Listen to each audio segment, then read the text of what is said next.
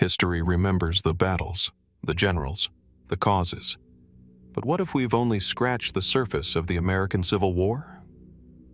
Beneath the familiar stories lies a darker, stranger layer. Whispers of entire regiments that vanished without a trace, encrypted letters never decoded, and artifacts unearthed in places no soldier should have been. There are reports of ghostly figures still marching through the woods of Tennessee, eyewitnesses who spoke of advanced technologies, years before their time, and secret societies whose influence may have steered the course of the war from behind velvet curtains. These aren't tales from fiction. These are the overlooked footnotes, the curious inconsistencies, the forgotten files locked away in dusty archives. So what really happened between 1861 and 1865? And what truths might still be hidden beneath the blood-stained soil of America's past? Cue subtle music swell, fading into a haunting violin. So sit back, take a deep breath, and join us as we uncover the mysterious side of the Civil War you were never meant to see. Somewhere in the rolling foothills of Georgia, a stream glistens beneath dappled sunlight, winding quietly through a forgotten forest. The water is cold, clear, and deceptively ordinary. But local legend says that beneath these rocks and roots, deep in the clay, something extraordinary might be buried. Treasure. Not just any treasure, but millions in gold, silver, and currency, vanished during the chaotic final days of the American Civil War. This is the story of the lost Confederate gold. It begins not in mystery, but in desperation. By the spring of 1865, the Confederate States of America were collapsing. Richmond had fallen. General Lee was on the run. The government of the Confederacy, such as it was, had become a wandering caravan. Jefferson Davis and his cabinet fled southward with what little remained of the Confederate treasury, coins, bullion, and jewelry hastily withdrawn from banks and government vaults. Records confirm that in early April, a guarded train left Richmond. Aboard it were the last hopes of a dying nation, a treasure estimated at several $100,000 at the time, many millions in today's terms. This included gold bars, silver ingots, Mexican pesos, British sovereigns, and private banknotes.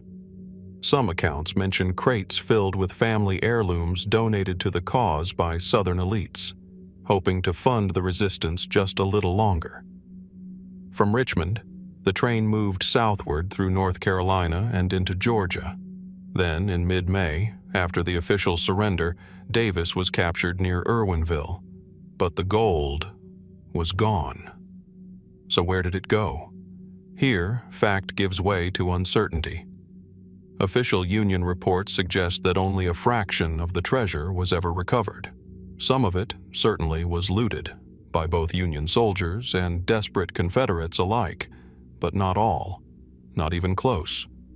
One version of the story places the gold in Washington, Georgia, where Davis and his entourage made one of their final stops. Locals spoke of a chaotic scene, wagons unloading heavy crates into banks, carriages riding off in the night, men burning documents and speaking in hushed voices. Some believe a portion of the treasure was hidden in the town's vaults or buried nearby. Yet searches have yielded nothing conclusive. Others say the gold was entrusted to Confederate sympathizers in the area who were sworn to secrecy and took their knowledge to the grave. A few later confessed to moving coins in the dark of night, scattering the hoard across farms, wells, and cemeteries. Some claimed they were ordered to dump the heavier bullion in the Ocmulgee River to prevent Union capture. Divers have explored its depths, but no treasure has ever been officially found.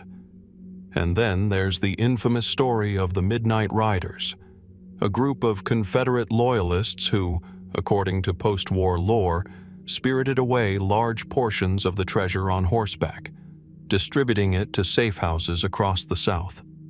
No ledgers, no witnesses, just a whisper in the wind. and a handful of recovered coins in barns and backyards, too few to tell the whole story. Even more puzzling are the traces of the treasure that did resurface, often far from Georgia. In 1872, a man in Arkansas claimed to have discovered a buried cache of Confederate coins wrapped in oilskin. In the 1930s, a sealed iron box of Civil War-era gold pieces was dug up near Savannah, and as recently as the 1980s, a trove of silver with pre-1865 mint marks surfaced in a collapsed cellar near Macon. But each time the find was fragmentary, enticing but never definitive. Could it all be coincidence, or evidence of a larger, concealed operation? Over time, the legend grew. Some began to believe the gold wasn't lost at all, but hidden, intentionally, as part of a long-term plan. Certain theorists point to secret orders allegedly issued by Confederate agents late in the war, outlining contingency plans to hide and protect Confederate wealth. The Knights of the Golden Circle, a pro-Southern secret society active before and during the war, are sometimes linked to these efforts. Though largely dismissed by mainstream historians, the group is said to have had extensive underground networks, and some even suggest they intended to use the gold to finance a second rebellion. Is it possible that some of the treasure ended up overseas? Confederate operatives had long maintained contacts in England, France, and even Mexico. Could some of the wealth have been transferred quietly, exchanged through neutral ports or secret shipments? There is no hard proof, but the possibility lingers. Others believe the gold is still buried in the southern soil, possibly within private land, protected by generations of silence. Maps have surfaced over the years, faded, cryptic, sometimes clearly fabricated.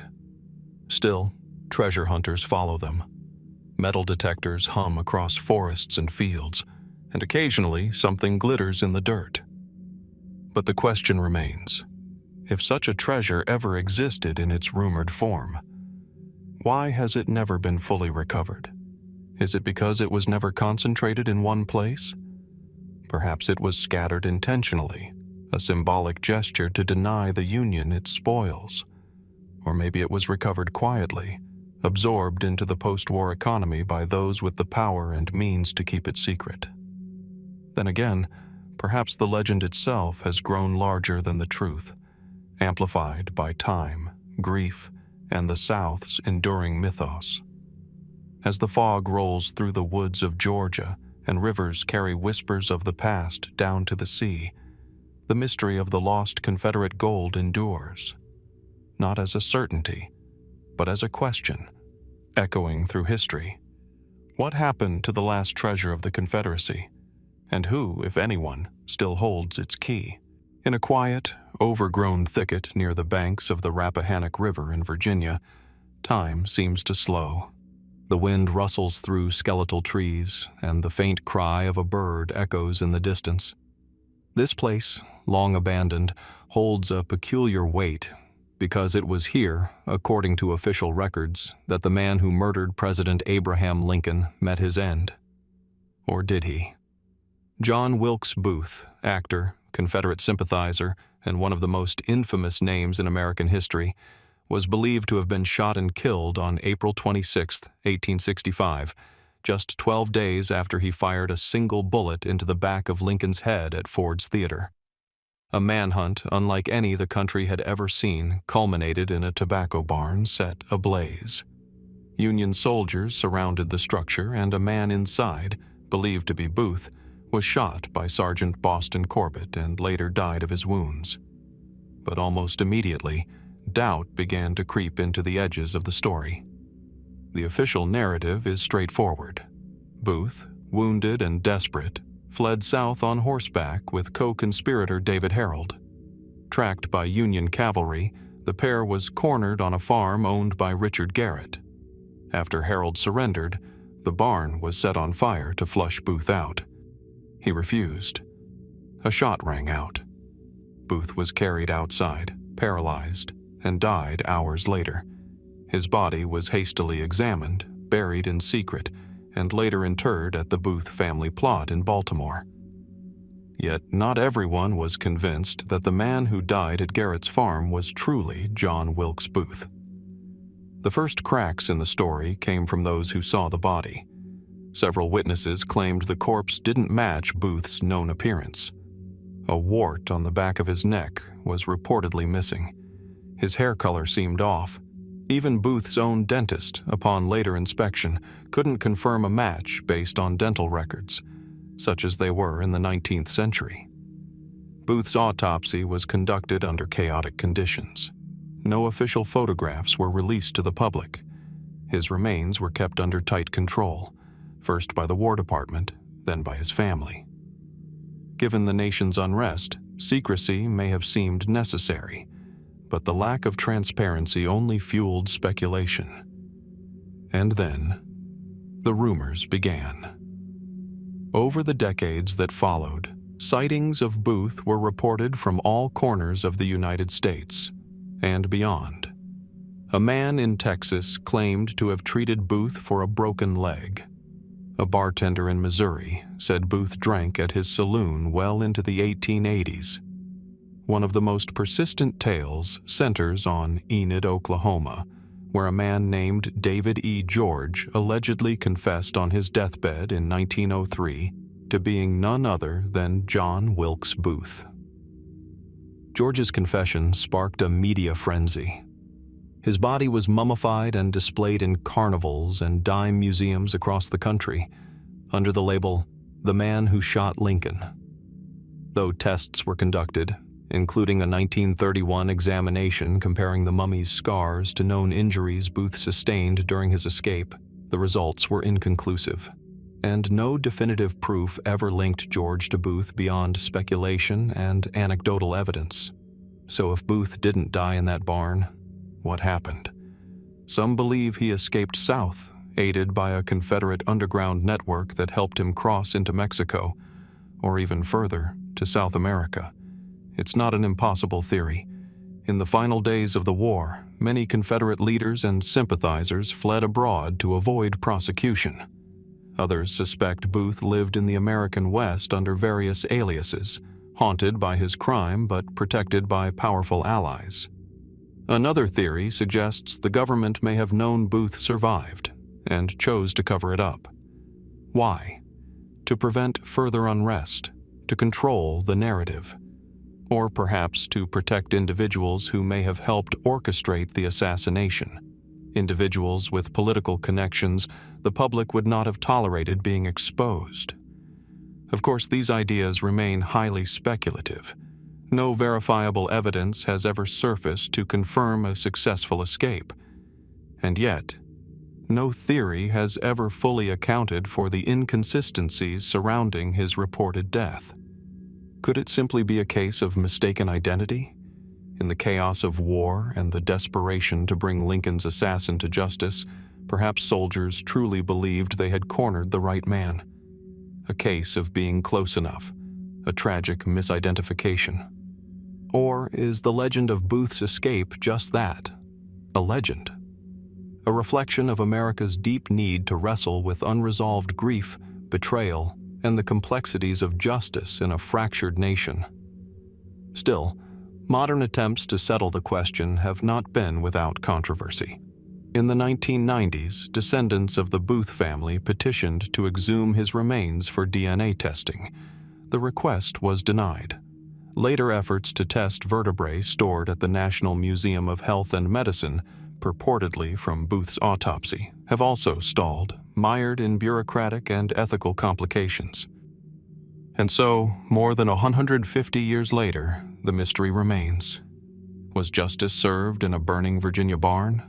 Or did John Wilkes Booth escape into the shadows, his story blending into the mythos of a nation still reeling from its bloodiest conflict? As the flickering lanterns of history grow dim, we are left with only partial truths, conflicting testimonies, and a trail that may have gone cold long ago.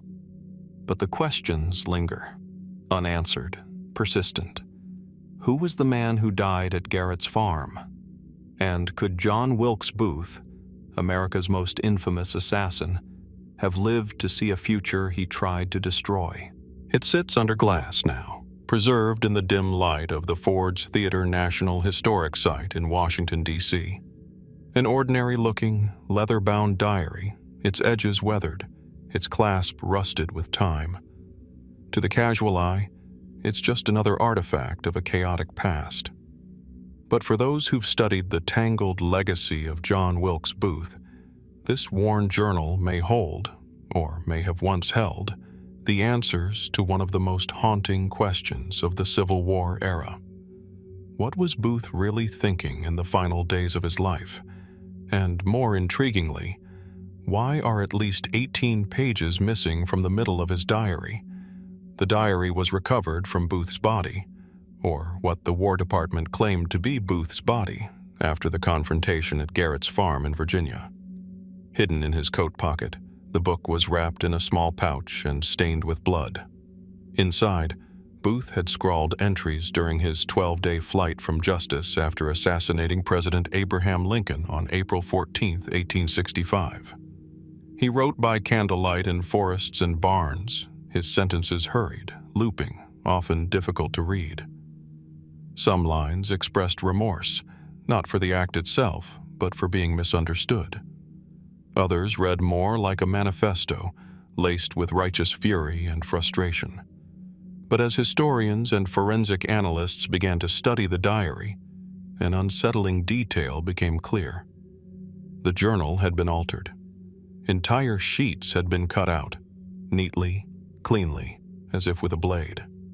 Between the dated entries, gaps opened where full sections should have been. The missing pages were not torn in haste. They were removed with deliberate care. Today, 54 pages remain in Booth's diary, but researchers agree that at least 18, perhaps more, are gone. Why? And by whom? The diary was taken into custody by the War Department and remained there, out of public view, for nearly 2 years.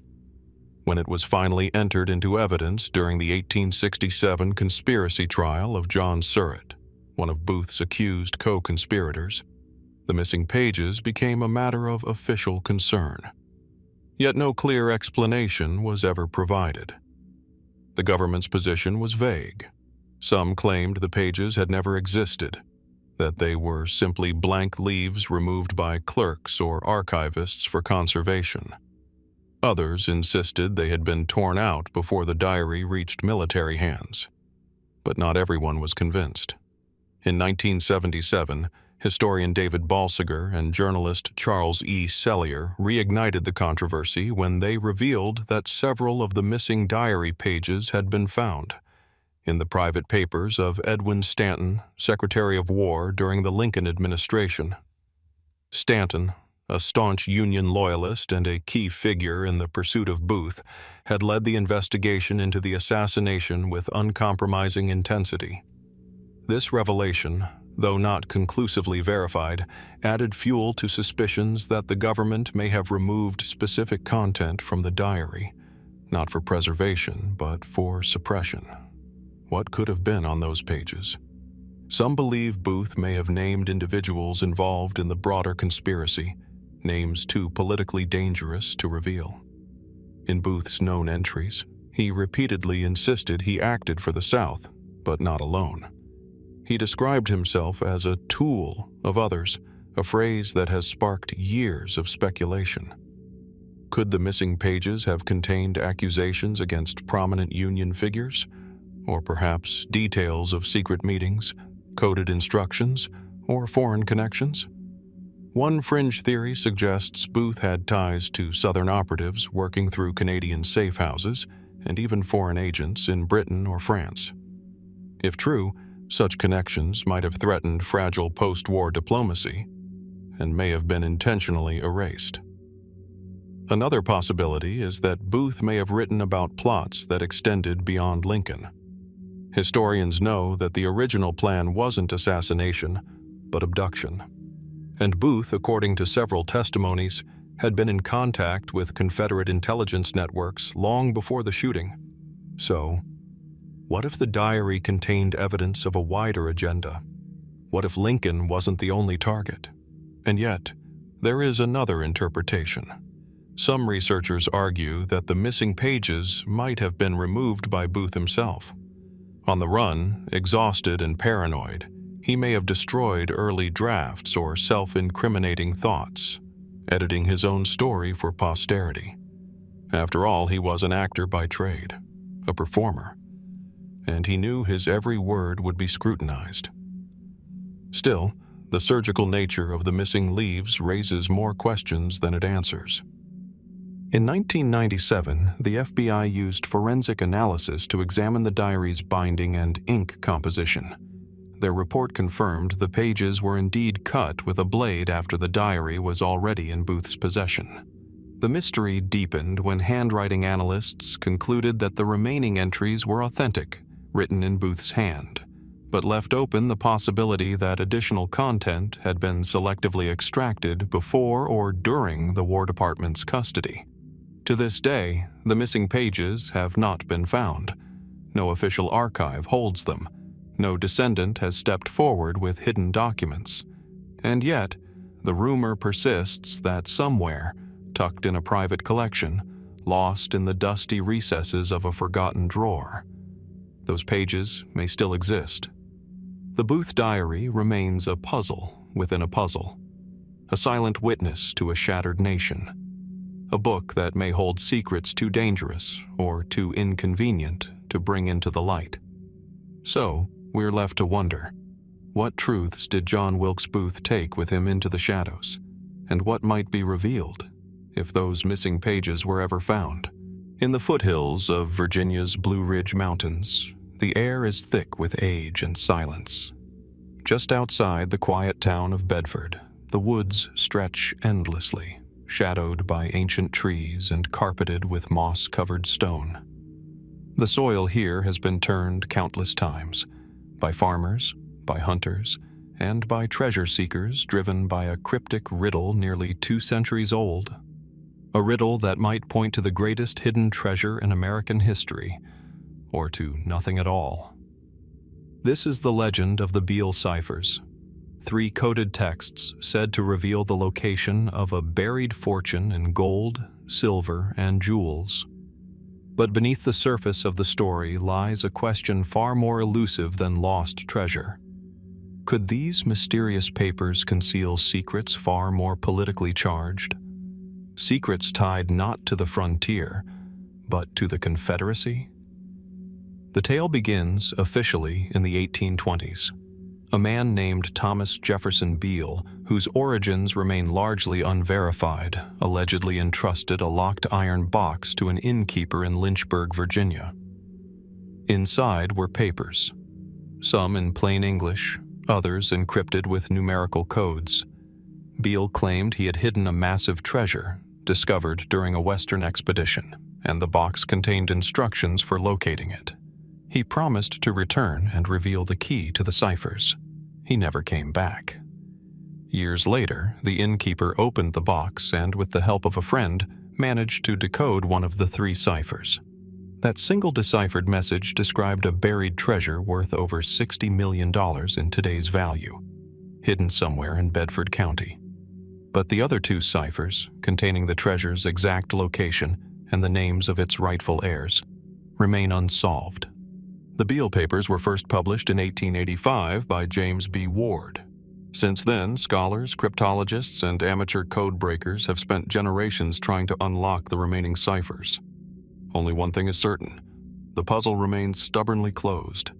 At first glance, this story feels like folklore, another gold rush-era legend mixing greed and mystery. But over time, the cipher's context began to raise deeper questions. The most perplexing of them? Why did the only decoded message use the Declaration of Independence as its cipher key? In code breaking, a key is typically a random or agreed-upon document used to crack a numerical cipher. But Beale, or someone posing as him, used the founding document of the United States, letter by letter, to conceal a message about buried treasure. To some, this felt symbolic. Almost too symbolic. Could there have been a political purpose behind the ciphers?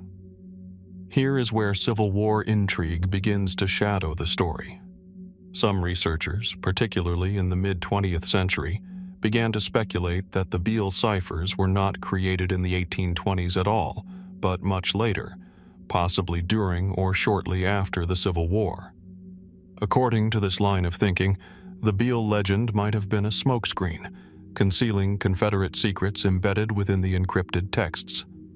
During the final years of the war, as Confederate defeat seemed inevitable, Southern leadership took steps to hide money, documents, and sensitive information.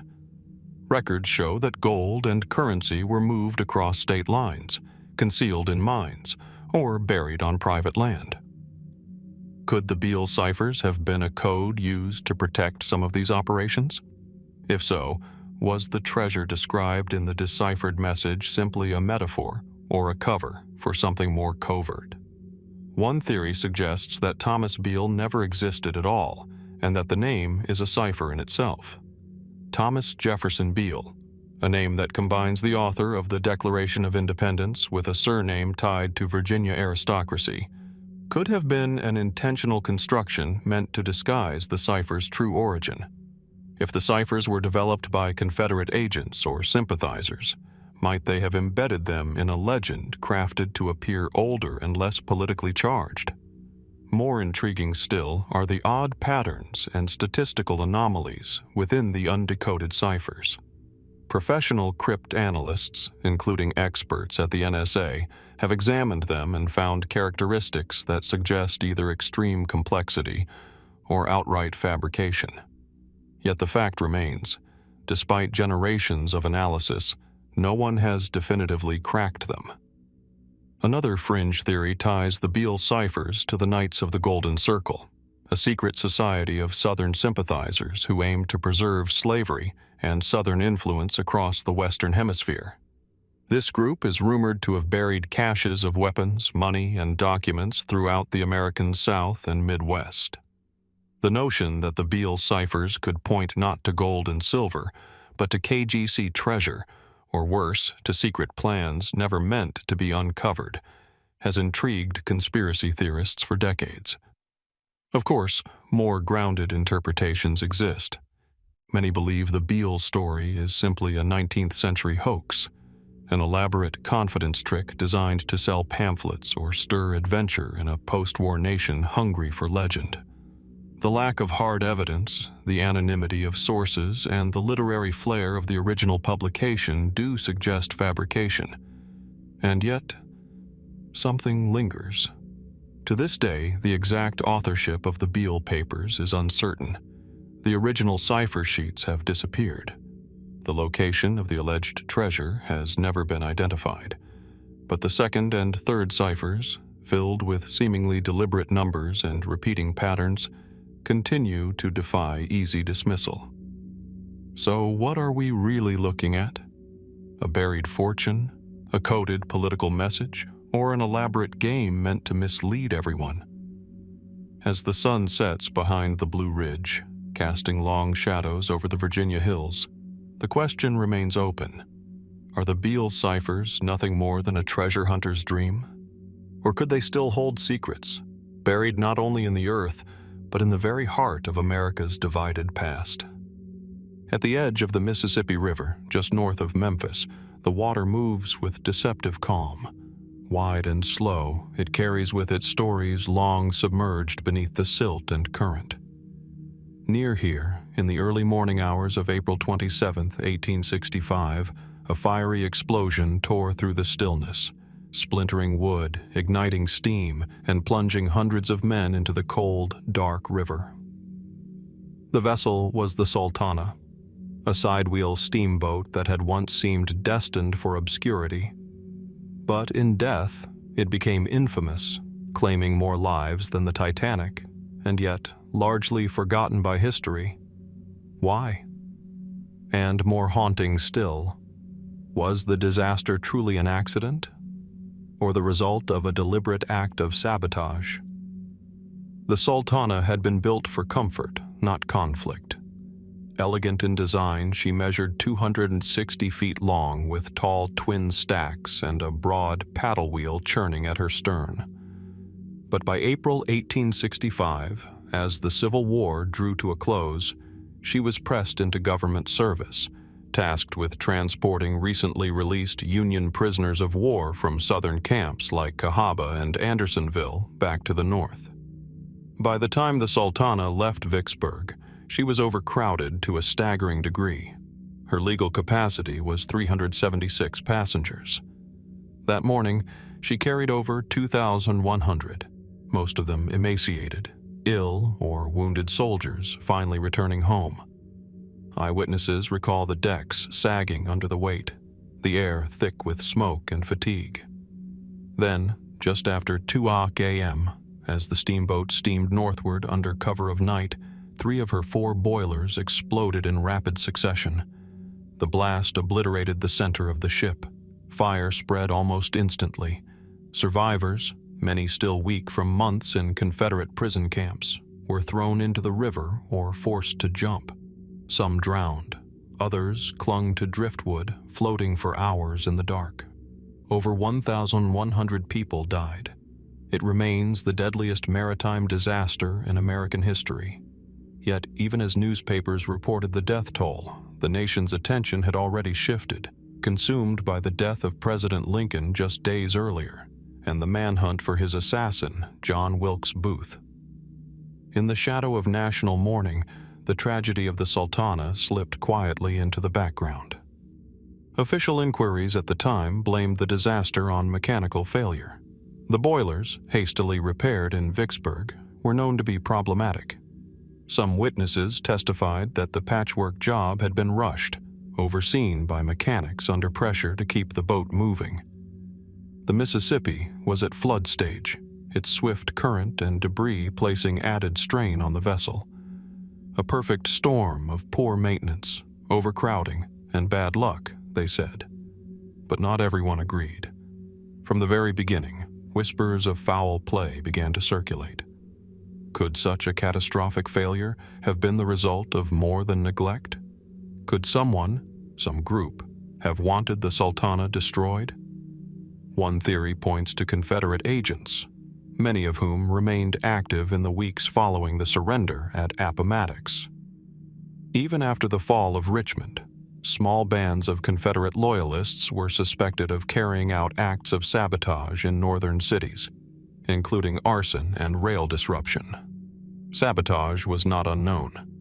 In fact, just 1 year earlier, a Confederate agent named Robert Loudon had reportedly bragged about sinking Union steamboats using a coal torpedo, an explosive disguised to look like an ordinary lump of fuel. These torpedoes, when shoveled into a boiler's firebox, could cause a delayed but devastating explosion. Could such a device have made its way onto the Sultana? Some survivors thought so. Others reported seeing a suspicious man near the boilers just before the blast, an unknown figure who vanished in the chaos. But the evidence was thin, the testimonies inconsistent. By the time any formal investigation could begin, the wreckage had sunk into the river and much of the proof with it. Another layer of mystery surrounds the ship's overcrowding. How did a vessel designed for a few hundred end up with over 2,000 men crammed on board? It's here the trail leads to corruption. Captain James Cass Mason, the Sultana's master, was offered a financial incentive by Union Army officers in Vicksburg. Government contracts paid per soldier transported, creating a grim reward system for taking on as many men as possible. Some accounts suggest that other, more stable ships were bypassed in favor of the Sultana, despite her known mechanical issues. Was this negligence? Greed? Or was there a larger cover-up in play, one designed to keep certain officers' misdeeds from reaching public light? In 1888, decades after the disaster, an eyewitness named William Streeter reignited the sabotage theory.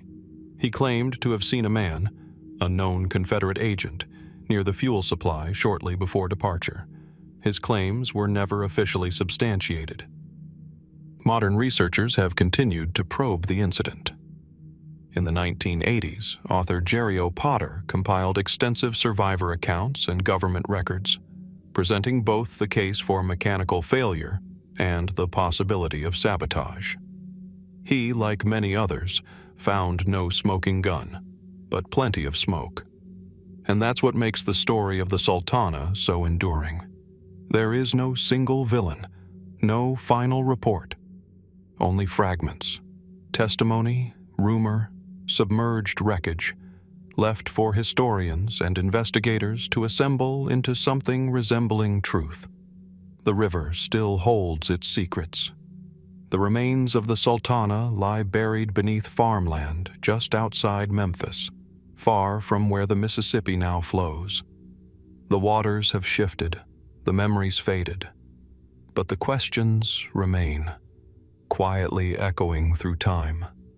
Was the destruction of the Sultana a tragic accident born of carelessness and corruption, or a final silent act of war? And if it was sabotage, who was responsible, and why has the truth remained hidden for so long? Deep in the woods of rural Kentucky, a rusted iron ring juts from the earth like a forgotten relic. Around it, time-worn stones mark what might have once been the foundation of an old lodge, or perhaps something else entirely. The locals say it was a meeting ground, a place where shadows gathered in secrecy long before the war began. A place tied to a name that has haunted the margins of Civil War history for over 150 years, the Order of the Golden Circle. To some, the Order was little more than a fringe political society, one of many that flickered briefly in the turbulent years before secession. But to others, it was far more dangerous, a secret organization with grand ambitions to reshape the Western Hemisphere and a network of sympathizers that may have continued operating long after the Confederacy fell. But what exactly was the Order of the Golden Circle? Founded in the 1850s by George W. L. Bickley, a Texas-born doctor, writer, and rabid Southern nationalist, the Order began as a group of like-minded expansionists. Their goal was audacious: to create a vast slave empire extending from the southern United States into Mexico, the Caribbean, and Central America, a literal golden circle of pro-slavery territories encircling the Gulf of Mexico, with Havana at its symbolic center. Their plan involved invasion, annexation, and the spread of what they called Southern values. And in an era when filibustering expeditions, private military ventures into Latin America, were not uncommon, the idea wasn't as far-fetched as it might seem today. Bickley traveled across the South, establishing local chapters, recruiting members, and promoting the OGC, as it was sometimes abbreviated, as the vanguard of a coming revolution. He held meetings in secret, administered oaths, and raised funds for future campaigns. The group reportedly used coded symbols, passwords, and complex rituals to preserve its secrecy. When the Civil War broke out in 1861, the OGC's ambitions seemed to align with the Confederacy's own. But while the Confederate government never officially endorsed the order, rumors of overlapping membership persisted. Some claimed that Confederate officials consulted with Golden Circle agents. Others believed the order acted independently, running espionage rings, hoarding weapons, and preparing for a post-war resurgence. By 1863, the name Order of the Golden Circle began appearing in Union intelligence reports. Federal agents viewed the group as a genuine threat. In border states like Ohio, Indiana, and Illinois, authorities accused OGC members of plotting uprisings, sabotaging military infrastructure, and harboring Confederate prisoners. The Northern press picked up the story, referring to them as Copperheads, or Southern sympathizers in the North. Some reports were likely exaggerated, part of the war's psychological front, but others spoke of real arrests, real caches of weapons, and documents seized from hidden clubhouses. And yet, as quickly as it had emerged, the order seemed to vanish. By the time the war ended in 1865, Bickley had been arrested, the Confederate cause was lost, and the OGC faded from public view. Historians largely dismissed it as a failed footnote, a Southern secret society whose ambitions were buried along with the Confederacy. But was that truly the end of the Golden Circle? In the decades that followed, rumors of a second, more secretive phase of the organization began to circulate. Stories emerged of hidden vaults, encrypted maps, and buried Confederate gold, all supposedly linked to the order and its surviving members. Theories claimed the group had gone underground, transforming itself from a political society into a shadowy brotherhood dedicated to preserving Southern ideals and preparing for a future return. This idea gained traction in the early 20th century, particularly among treasure hunters drawn to legends of vast hidden riches. Some pointed to mysterious symbols carved into trees, stone markers resembling circles and crosses, and stories passed down through families about the Old Oath and the Circle Men. According to these accounts, the OGC had moved beyond ideology. Its focus had shifted to protection, guarding hidden stockpiles of Confederate assets, secret documents, or even plans for a Southern rebirth. These legends soon merged with tales of the Knights of the Golden Circle, a name often used interchangeably, though no direct continuity has ever been proven. One of the most persistent connections came in the form of the Jesse James conspiracy. In the 1940s and 50s, authors and researchers began to speculate that the infamous outlaw had not only survived his reported death in 1882, but had also been a high-ranking Knight of the Golden Circle. They suggested that many of his robberies were not for personal gain, but part of a larger plan to recover and redistribute Confederate wealth. Though these claims lack solid evidence, they continue to attract amateur sleuths and code breakers. Even today, expeditions take place across the American South and Southwest, where seekers follow supposed KGC maps marked with arcane symbols, always hoping to find one more clue, one more cache of gold or proof of a secret preserved for generations. Still, despite the folklore, no verified vault has ever been found. No document has conclusively tied the post-war order of the Golden Circle to any long-term plan. But fragments remain. Letters, diaries, whispers in the dark corners of Civil War history. So the questions endure. Was the Order of the Golden Circle just another lost cause? A fantasy born of desperation and defeat? Or did its members carry something forward, something hidden beneath layers of time, secrecy, and Southern legend that has yet to be uncovered? Now, as we step away from the murky secrecy of the Golden Circle and its symbols etched into stone and myth, we find ourselves in a quieter, but no less haunting corner of Civil War history. This time, we don't examine what was hidden underground, but rather what stirred in the mind of a man, a leader, a president, alone in the silence of the White House, tormented by a vision that seemed to whisper from the edge of time itself. It was a cold spring night in Washington, and the flickering gaslight cast long shadows across the walls of the second-floor bedroom of the White House. Abraham Lincoln, exhausted but restless, paced slowly beneath the ornate molding, deep in thought. The war was nearly over. Richmond had fallen. The Union would prevail. And yet, something pressed upon him, an unease he could not shake. He lay down, drifted into sleep, and then a dream, vivid, surreal, and chilling. Lincoln would later recount it to his closest confidants in a voice hushed and deliberate, as if speaking the words out loud might somehow give them power.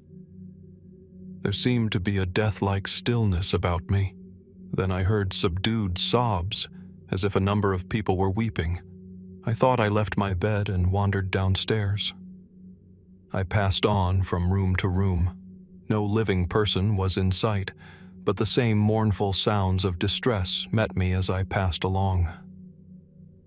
I finally entered the East Room. Before me was a catafalque, on which rested a corpse wrapped in funeral vestments. Around it were stationed soldiers acting as guards, and there was a throng of people gazing mournfully upon the corpse. I said, "Who is dead in the White House?" A soldier replied, "The president. He was killed by an assassin." The dream, according to Lincoln, occurred just days before his assassination on April 14, 1865. It is a chilling anecdote, one that would be compelling enough if told secondhand. But this was not a legend born in the aftermath of tragedy. It was Lincoln himself who reportedly shared it, first with his wife Mary Todd Lincoln, and then with his friend and bodyguard Ward Hill Layman. Layman would later recount the story in his memoirs, adding that Lincoln had experienced similar dreams before major events in the war, including battles at Antietam and Gettysburg. According to Lamon, the president believed dreams held meaning, that they were not merely illusions of the subconscious, but signals, messages. But what do we make of this? Was it the result of the immense psychological pressure Lincoln endured during the war? A subconscious premonition rooted in his constant awareness of the threats against him, or something else entirely? Historians have long wrestled with these questions. On the one hand, the record is sparse and largely anecdotal. Lamon's account was published years after the assassination, and Mary Todd Lincoln's own memory, especially after the trauma of her husband's death, was often unreliable and deeply affected by grief. Skeptics argue that the story evolved over time, that the dream, if it occurred at all, was perhaps less specific, or colored by later retellings. They point to the human tendency to seek patterns in tragedy, to assign meaning to the random and the senseless. After all, is it not human nature to look backward and find the signs we missed? But even as we question its authenticity, there are details that linger. The setting of the dream, the East Room, was, in fact, where Lincoln's body would lie in state just days later. The solemn guards, the weeping crowd, the pronouncement of an assassin's hand. Too precise, some argue, to be coincidence. And Lincoln's fascination with dreams was not isolated to this single event. He reportedly spoke often of dreams of boats on the water, which he interpreted as omens, signals of approaching change, often death. In the days leading up to his assassination, he mentioned such a dream again, telling his cabinet that it had preceded almost every major turning point in the war. Could these dreams have been manifestations of a prophetic mind, or merely the product of relentless stress? More speculative theories suggest that Lincoln was somehow tuned in to something beyond himself, that he may have possessed an intuitive or even psychic sensitivity, an ability to sense the ripples of fate before they reach the shore. While mainstream historians typically avoid such interpretations, the idea persists in fringe circles, supported by the uncanny clarity of his final dream. Others go further, suggesting that Lincoln's dream wasn't prophecy at all, but a vision granted by some external force, a warning. If so, was it meant for him or for us? Still, the question remains, why would a man on the brink of victory, a president who had weathered the bloodiest conflict in American history, be haunted not by the fear of loss, but by the foreknowledge of his own death? Is it possible that Lincoln, more than any other figure of his time, had come to sense that his role in history would not extend beyond the war's end? That he, like the cause he had championed, would be sacrificed in the transition from conflict to peace? We may never know what truly passed through Lincoln's mind in those final days. Whether the dream was real or embellished, a genuine vision or the shadow of dread, its power endures, not only because of what it foretold, but because of who it came from. The great emancipator. The president who walked the White House halls alone, burdened by the nation's agony, and perhaps by the weight of something he could never fully explain. So, we are left to ask, was Lincoln's dream a tragic coincidence? A subconscious reckoning with inevitable danger? Or was it something more? Something still waiting to be understood? As Lincoln's haunting vision faded into the shadows of history, a very different kind of fear gripped the Union's largest and most vital city. Not born from dreams, but from smoke, real, tangible, deliberate. While the president foresaw his own end, others plotted to ignite the heart of the North in flames. Their target, New York City. The city was alive with light that autumn evening. Gas lamps flickered along Broadway, illuminating horse-drawn carriages and hurried footsteps. Theaters buzzed with life.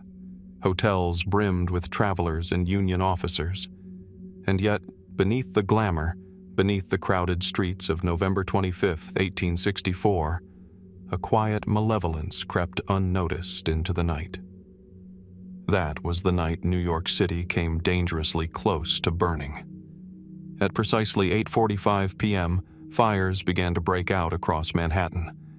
Nearly 20 different locations, most of them prominent hotels, were set ablaze in near-simultaneous attacks. The Fifth Avenue Hotel, the Astor House, Barnum's Museum, even the iconic Lafarge House near City Hall. Smoke began to curl from upper floors. Panic swept through the crowds. And yet, strangely, none of the fires spread. Few took hold. Firefighters quickly brought them under control. Most caused little more than property damage, but the message was clear. What exactly happened that night? Who was responsible? And more disturbingly, what did they hope to achieve? According to Union officials, the answer came quickly. Confederate agents operating out of Canada had orchestrated a coordinated arson attack, a desperate attempt to bring the war to the North's doorstep and ignite chaos in the Union's greatest city. The Confederate Secret Service, in a last-ditch effort to turn the tide of war, had authorized the operation through a clandestine ring of operatives known as the Confederate Army of Manhattan. 8 men, led by Captain Robert Cobb Kennedy, were said to have infiltrated New York disguised as civilians. They checked into hotels across the city. Each carried a small device, simple but effective, made of phosphorus and chemicals designed to ignite when exposed to air. Their plan was not to simply set fires, but to overwhelm the city's fire department, sow panic, and cripple morale in the Union stronghold. Had it worked, the impact could have been devastating. But it didn't work. The fires fizzled. Some failed to ignite entirely, and within days, most of the operatives vanished back into the shadows. Only Kennedy was eventually caught. Arrested in January 1865 after drunkenly bragging about his role in the attack, he was tried by a military commission, convicted, and hanged at Fort Lafayette, the last Confederate officer executed by the United States during the war. So ends the official version. A failed plot, a captured saboteur, justice served. But as with so many Civil War mysteries, the more one examines the incident, the more questions arise. Why did the plot fail so spectacularly? Some historians suggest the arson devices were improperly handled, perhaps ignited too early or placed without sufficient ventilation. Others wonder whether the agents, young and inexperienced, lost their nerve. But then, why target so many locations if sabotage was uncertain? Was it meant more as a symbol than a true military strike? And what of the Confederate leadership? How deeply involved were they? Official Confederate records were destroyed or lost in the war's final days, but scattered correspondence, particularly involving Jacob Thompson, the Confederate agent in Canada, hints at broader ambitions. Letters reference plans to disrupt northern cities, poison water supplies, and incite riots among the urban poor. Was the attempt to burn New York just the tip of a far more expansive sabotage campaign? Then there are stranger theories, those that creep along the edges of accepted history. Some claim that Kennedy's confession was coerced and that he was little more than a scapegoat, executed quickly before he could speak too freely. Others suggest that Union intelligence knew of the plot beforehand, allowing it to unfold in a controlled manner as a public relations tool, exposing the desperation of the Confederate cause and justifying harsh countermeasures. A few researchers point to strange anomalies in fire department logs and city records, suggesting there were more fires than officially acknowledged, or that certain locations reported smoke before any device could have been triggered. Could the attack have been more successful than the government admitted? Was the full scale of the plot quietly covered up to avoid mass panic? And what of the timing? The attack occurred on November 25th, Evacuation Day, the anniversary of the British departure from New York in 1783. Coincidence? Or a symbolic choice meant to draw a parallel between British colonial rule and Union occupation? To this day, little physical evidence remains. The chemical devices used left few traces. The hotels were repaired, the documents sealed or lost in bureaucratic fog. But the specter of that night still lingers, smoke rising not just from fire but from uncertainty. In modern times, the story has faded into obscurity, overshadowed by battles, assassinations, and surrender. But perhaps it should not be forgotten. What does it tell us about the lengths to which desperate men will go in war? About the fine line between soldier and saboteur? About how vulnerable even the mightiest cities can be when enemies walk among the crowd, armed not with rifles, but fire and silence? And most curiously of all, how close did New York come to disaster? And how much of that night's true story still lies buried beneath the ashes? As smoke curled from the charred rafters of New York's finest hotels and Union officials whispered of espionage and sabotage, another kind of mystery, quieter, stranger, lingered hundreds of miles away in the rolling hills of Pennsylvania. Not one born of fire or plots, but of echoes, of apparitions, of a battle seemingly fought long after the war had ended. The fields of Gettysburg rest quietly now, gently sloping meadows broken only by old stone fences, weathered monuments, and the occasional ripple of tall grass swaying in the breeze. The names, Cemetery Ridge, Devil's Den, Little Round Top, still ring with historical weight, familiar to generations of Americans who have studied this defining clash of the Civil War. More than 50,000 men were killed, wounded, or captured here over 3 brutal July days in 1863. But the Battle of Gettysburg may not have ended when the gunfire ceased. In the years that followed, strange stories began to surface. Witnesses, some locals, others visiting tourists, spoke in hushed tones of eerie sights and inexplicable sounds. Gunshots when there were none, faint bugle calls drifting across empty fields. Shadowy figures, sometimes in gray, sometimes in blue, standing perfectly still before vanishing into morning mist. The most chilling among these accounts occurred decades later, on a summer evening in 1905. A group of Civil War reenactors, visiting the battlefield for a commemorative event, had gone to explore the area near Plum Run, not far from the site of Pickett's charge. As the sun dipped low, they claimed to see soldiers in full Union uniform emerge from the trees, marching silently, faces grim and pale, moving in perfect formation. The reenactors watched, confused. At first, they assumed the men were part of another troop, performing a late drill, but something felt off. The uniforms, they later said, were too precise, worn in styles outdated even by reenactment standards. The men's rifles were old Springfield models that would have been rare by the turn of the century. And the most unsettling detail? Not a sound came from the soldiers' boots as they crossed the gravel path. Then, as the last figure passed, the entire column simply faded. That story, reported years later in local newspapers, became one of the earliest detailed accounts of what would come to be known as the Phantom Battle of Gettysburg. But it wasn't the last.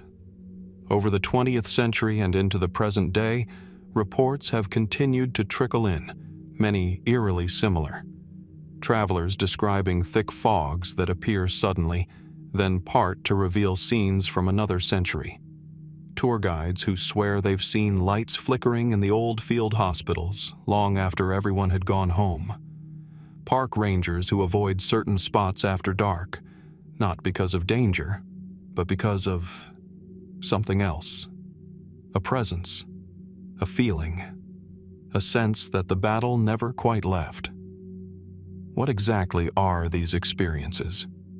Skeptics are quick to offer explanations. The power of suggestion, they argue, is strong on hallowed ground. The mind plays tricks in places soaked with historical emotion.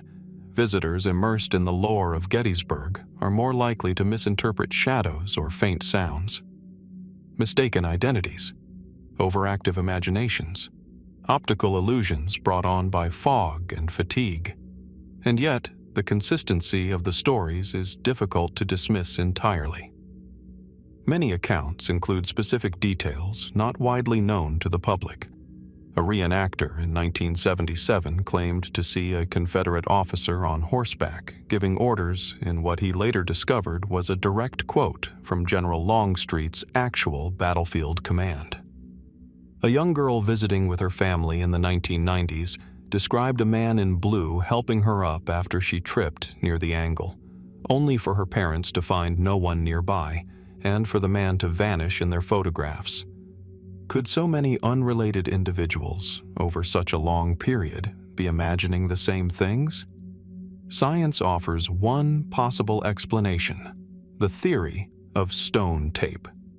Some paranormal researchers propose that emotionally charged events, like a violent battle, can imprint themselves onto the physical environment, much like a recording. Under certain conditions, these events may replay for sensitive observers, creating what appear to be ghostly apparitions or sounds.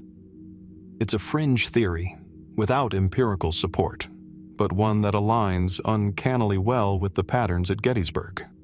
Then there's the question of ley lines, hypothetical alignments of spiritual or magnetic energy.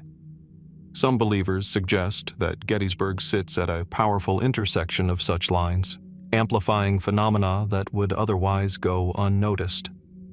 Others offer a different view, that what's seen at Gettysburg isn't paranormal at all, but temporal. A glimpse, perhaps, through some kind of thin spot in time. Not spirits, but moments.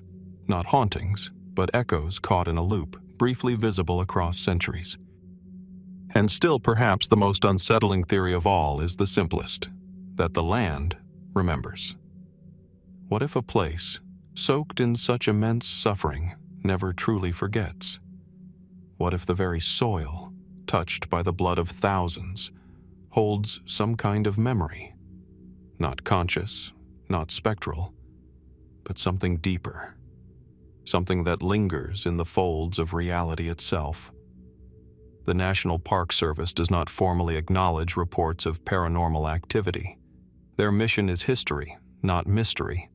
And yet, among rangers, docents, and long-time residents, the stories continue to pass quietly from one generation to the next. No matter where one falls, skeptic, believer, or somewhere in between, the Phantom Battle of Gettysburg endures. Not as a footnote or a campfire tale, but as a genuine enigma of American history, an intersection of the known and the unknown. So we must ask, can a battle truly end if it continues to be seen and heard and felt? Or does Gettysburg remain in some spectral way forever unfinished? Just as Gettysburg offers echoes of a battle long past, preserved in mist and memory, the mysteries of the Civil War are not confined to land alone. Sometimes they surface from the depths, from beneath dark waters where silence reigns, and where answers remain entombed in rust and silt. The harbor of Charleston, South Carolina, glimmers under moonlight, its waters calm and still. But beneath this serene surface lies a theater of experimentation, desperation, and unresolved questions. For it was here, among shifting tides and wartime blockade lines, that the Confederacy turned to an unlikely weapon, the submarine. Most know the story of the H.L. Hunley, the Confederate submersible that made history in 1864 when it sank the USS Housatonic, becoming the first successful combat submarine in history. Yet even as researchers continue to study the Hunley's final moments, another, far more obscure tale lurks in the margins of Civil War lore. A shadowy operation, a vessel lost to time, and an attack that may have never officially occurred. This is the mystery of the unknown Confederate submarine attack. It begins, oddly enough, with a whisper, an anecdote recorded in naval logs, survivor accounts, and obscure Confederate correspondence. Sometime in the spring of 1863, months before the Hunley's historic mission, a Union supply ship traveling near the mouth of the Mississippi River reported a strange underwater disturbance. Crewmen described a sudden jolt below the hull, followed by a blast of compressed air and a metallic clang. No torpedo, no cannon fire, just a force from beneath. The vessel, unnamed in many of the reports, suffered minor damage, but its crew was rattled. Some believed they'd struck a mine.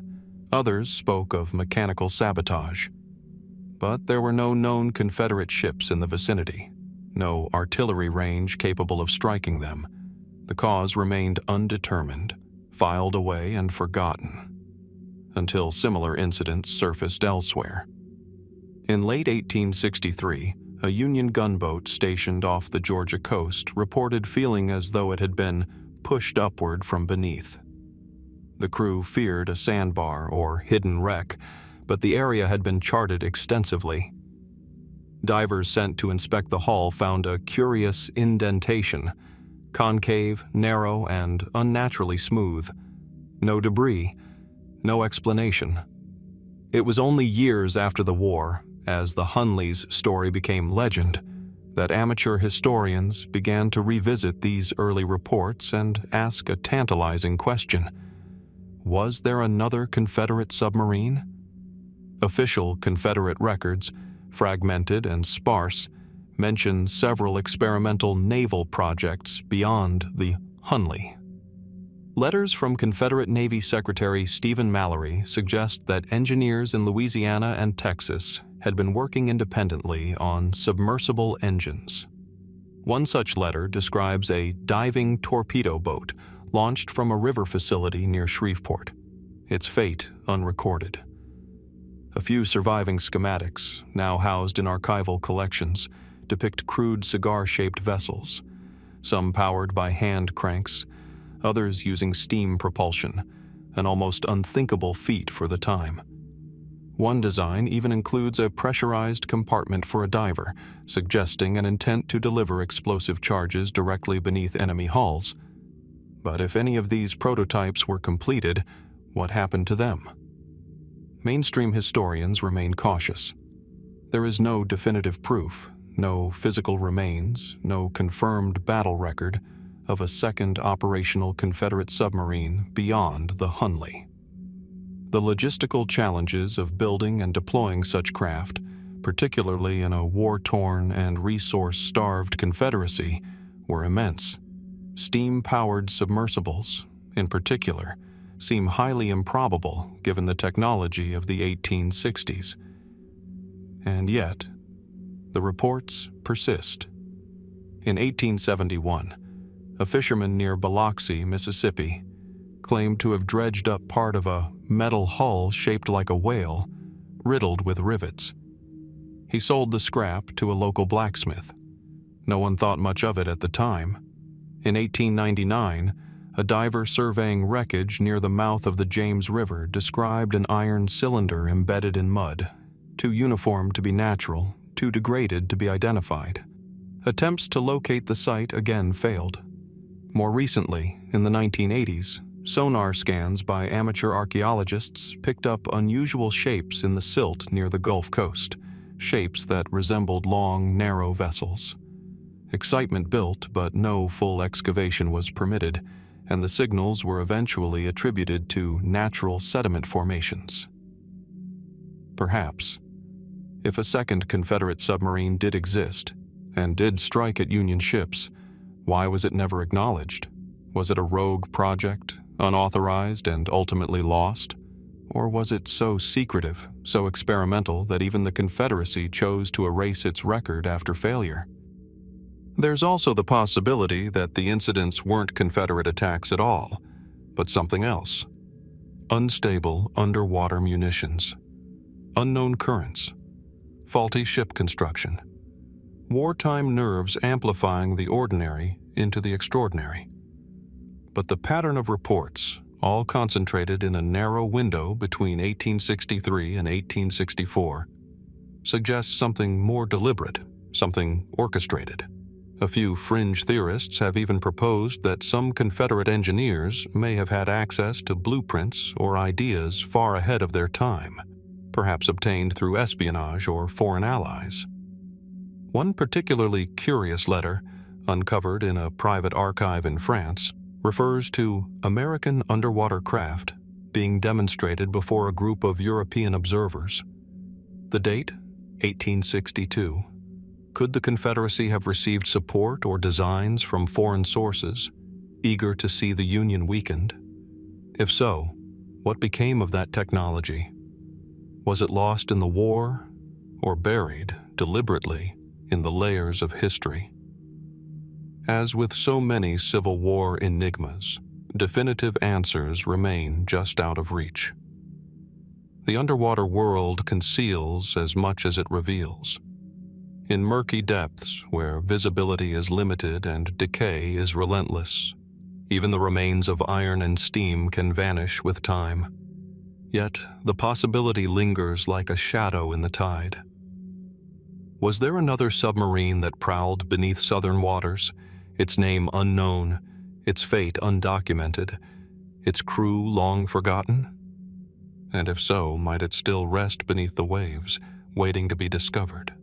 Just as the forgotten submarine may still rest beneath murky waters, shrouded in silt and silence, so too do certain human stories lie buried, hidden not beneath the sea but behind bars, aliases, and masks.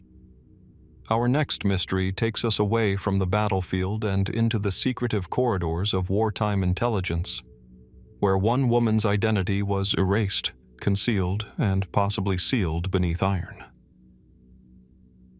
The old Capitol Prison in Washington, D.C., stood as a bleak and imposing presence during the American Civil War.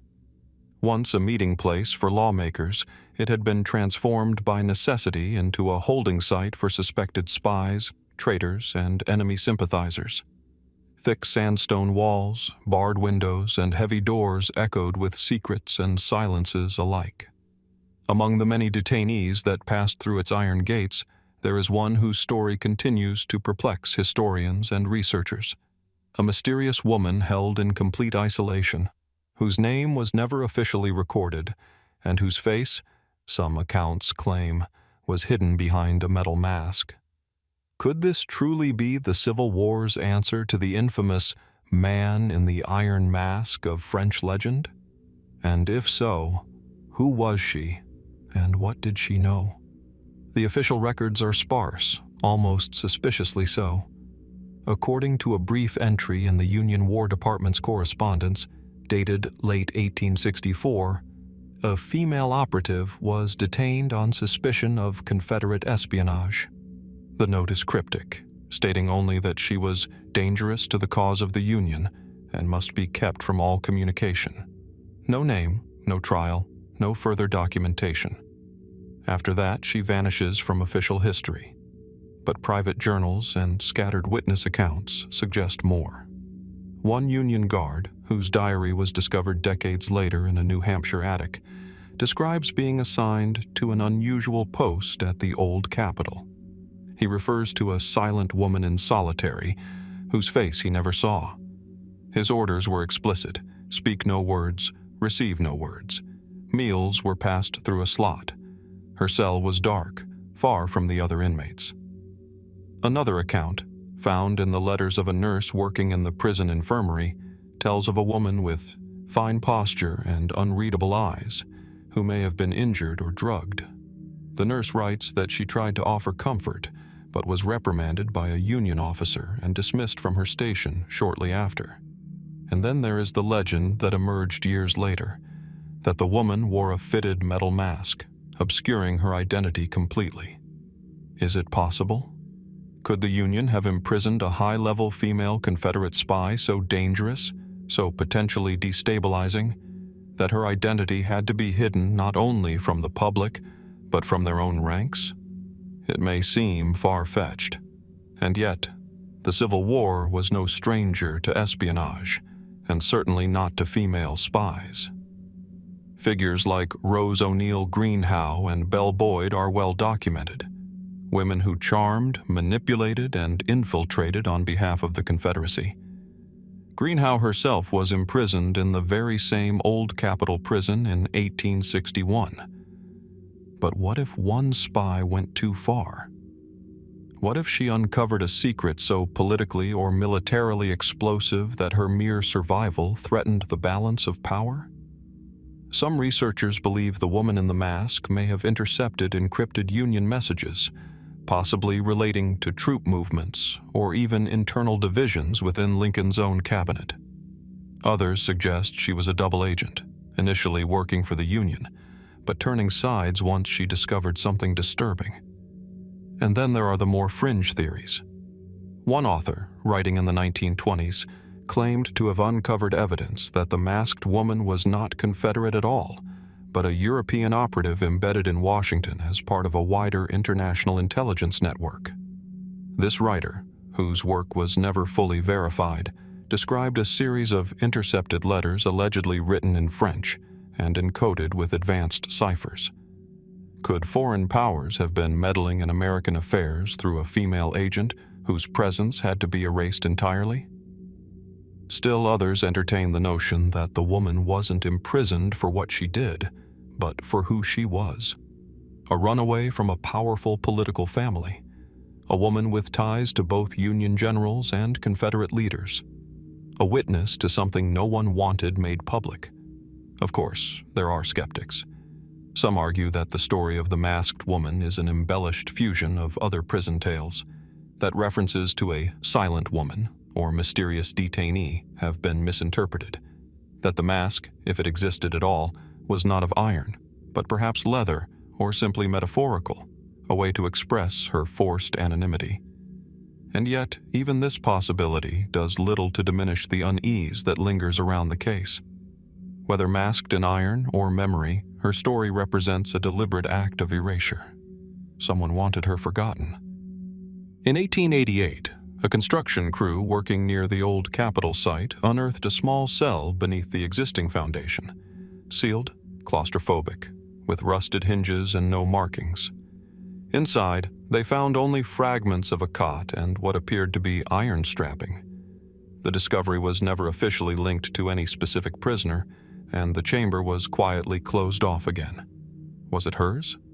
Why does no comprehensive record of her imprisonment exist? What did she do, or know, that warranted such complete isolation? And if she died in custody, as some believe, why was her death not recorded?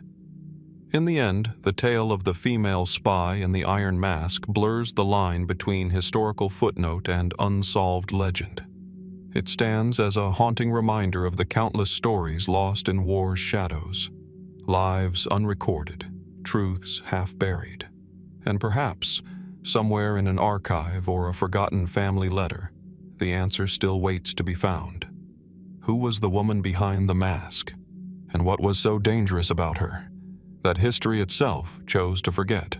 The embers of a city rarely speak, but Columbia, South Carolina, still seems to whisper. Even now, walking its cobbled streets under the filtered golden haze of a late southern afternoon, you might catch the ghost of something more, something unsettled beneath the brick and stone. Shadows linger in corners where history refuses to resolve. On the night of February 17, 1865, Columbia, the capital of the first state to secede from the Union, was consumed by fire.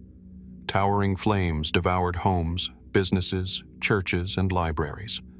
The skies turned orange with smoke as the heart of the Confederacy's ideological rebellion was reduced to ash. But who lit the match?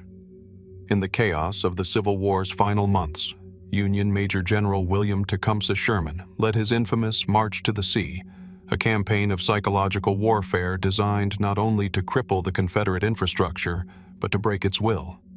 By the time his troops reached Columbia, many feared what might come next. The Confederates had already begun retreating, leaving the city in disarray. Cotton bales were stacked in the streets. Whether for burning or storage, no one could say for certain. Rumors circulated. Spirits, both literal and alcoholic, flowed freely. And then, without clear warning, the fires began. Officially, Sherman denied any premeditated plan to burn Columbia. In dispatches, he blamed the Confederates for lighting the cotton ablaze as they fled. Others blamed the wind, drunk Union soldiers, or uncontrolled collateral damage from the occupation, but whispers persisted. Was there more to the story? A number of historians have noted a peculiar absence. The actual orders that would have governed Sherman's actions upon entering Columbia seem to be missing, or at least never clearly documented. Unlike many of Sherman's other military communications, there is no comprehensive directive outlining how the city should be treated, protected, or destroyed.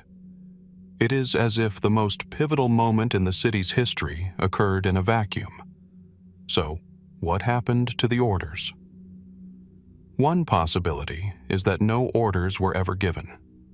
Sherman, known for his methodical mind and ruthless tactics, may have left the decision ambiguous, allowing chaos to erupt organically, absolving him of direct responsibility. After all, plausible deniability is as old as war itself. But others point to something stranger. Shortly after the burning, rumors spread among Confederate officials that Union soldiers had been shown written instructions to set fire to key buildings, warehouses, munitions depots, and symbolic landmarks.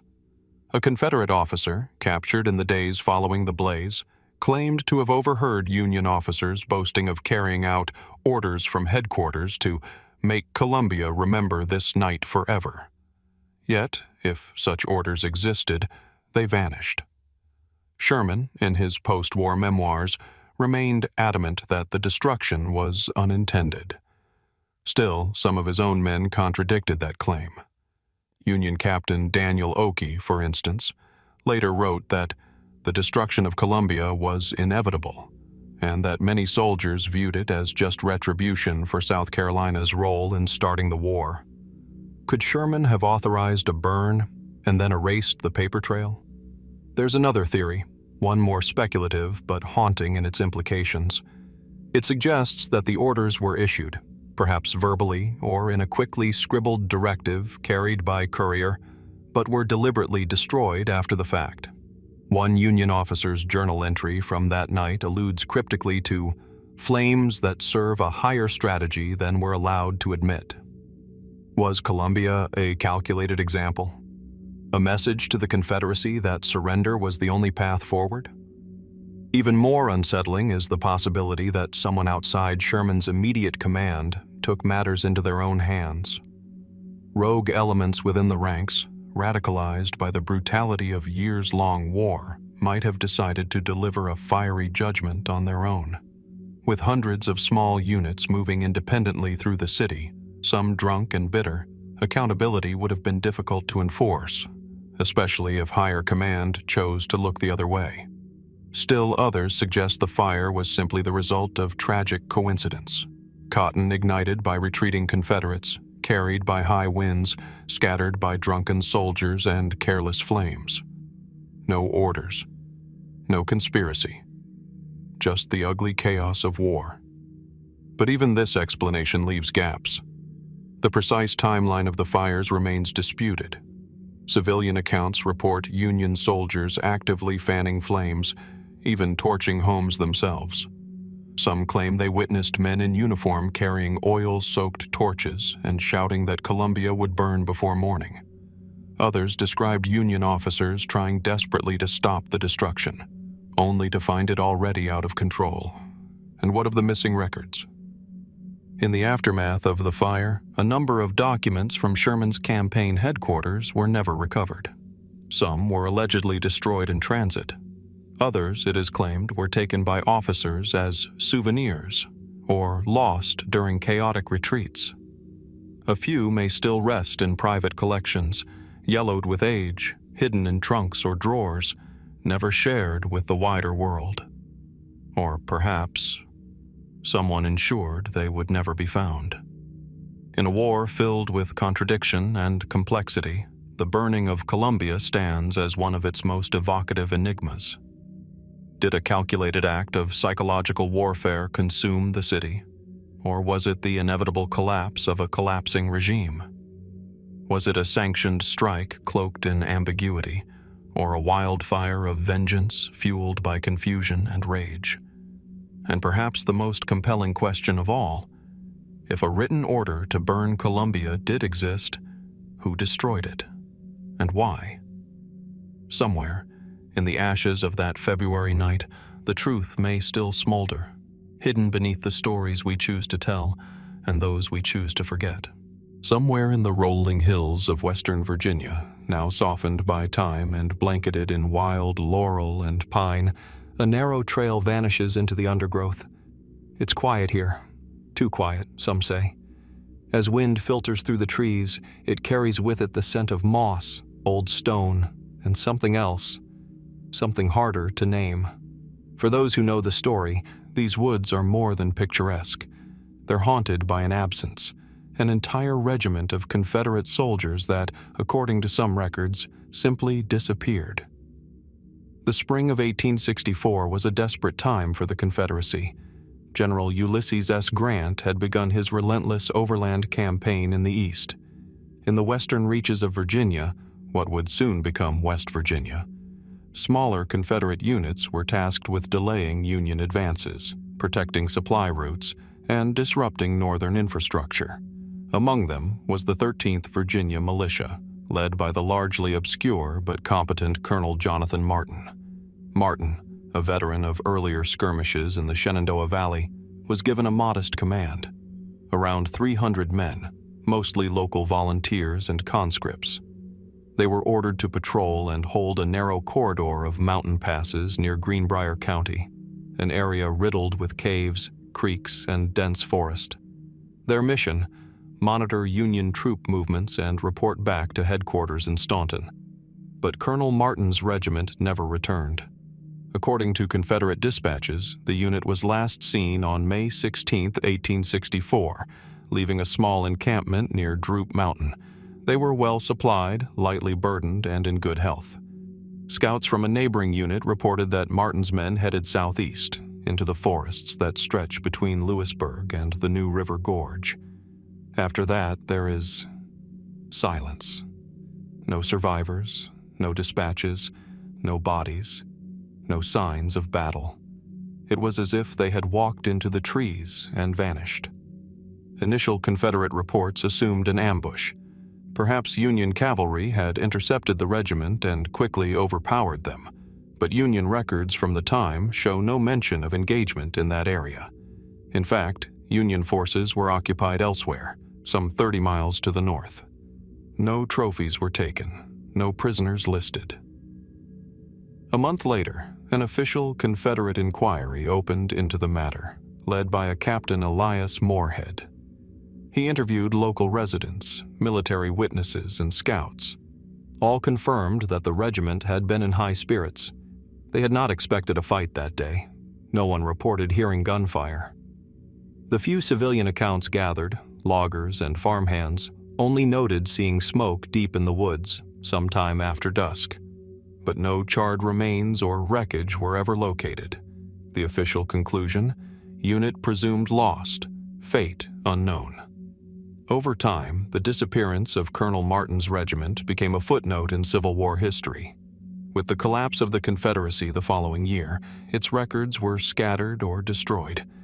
Martin's name faded from prominence, but the strange nature of his unit's vanishing has invited deeper questions, and more than a few theories.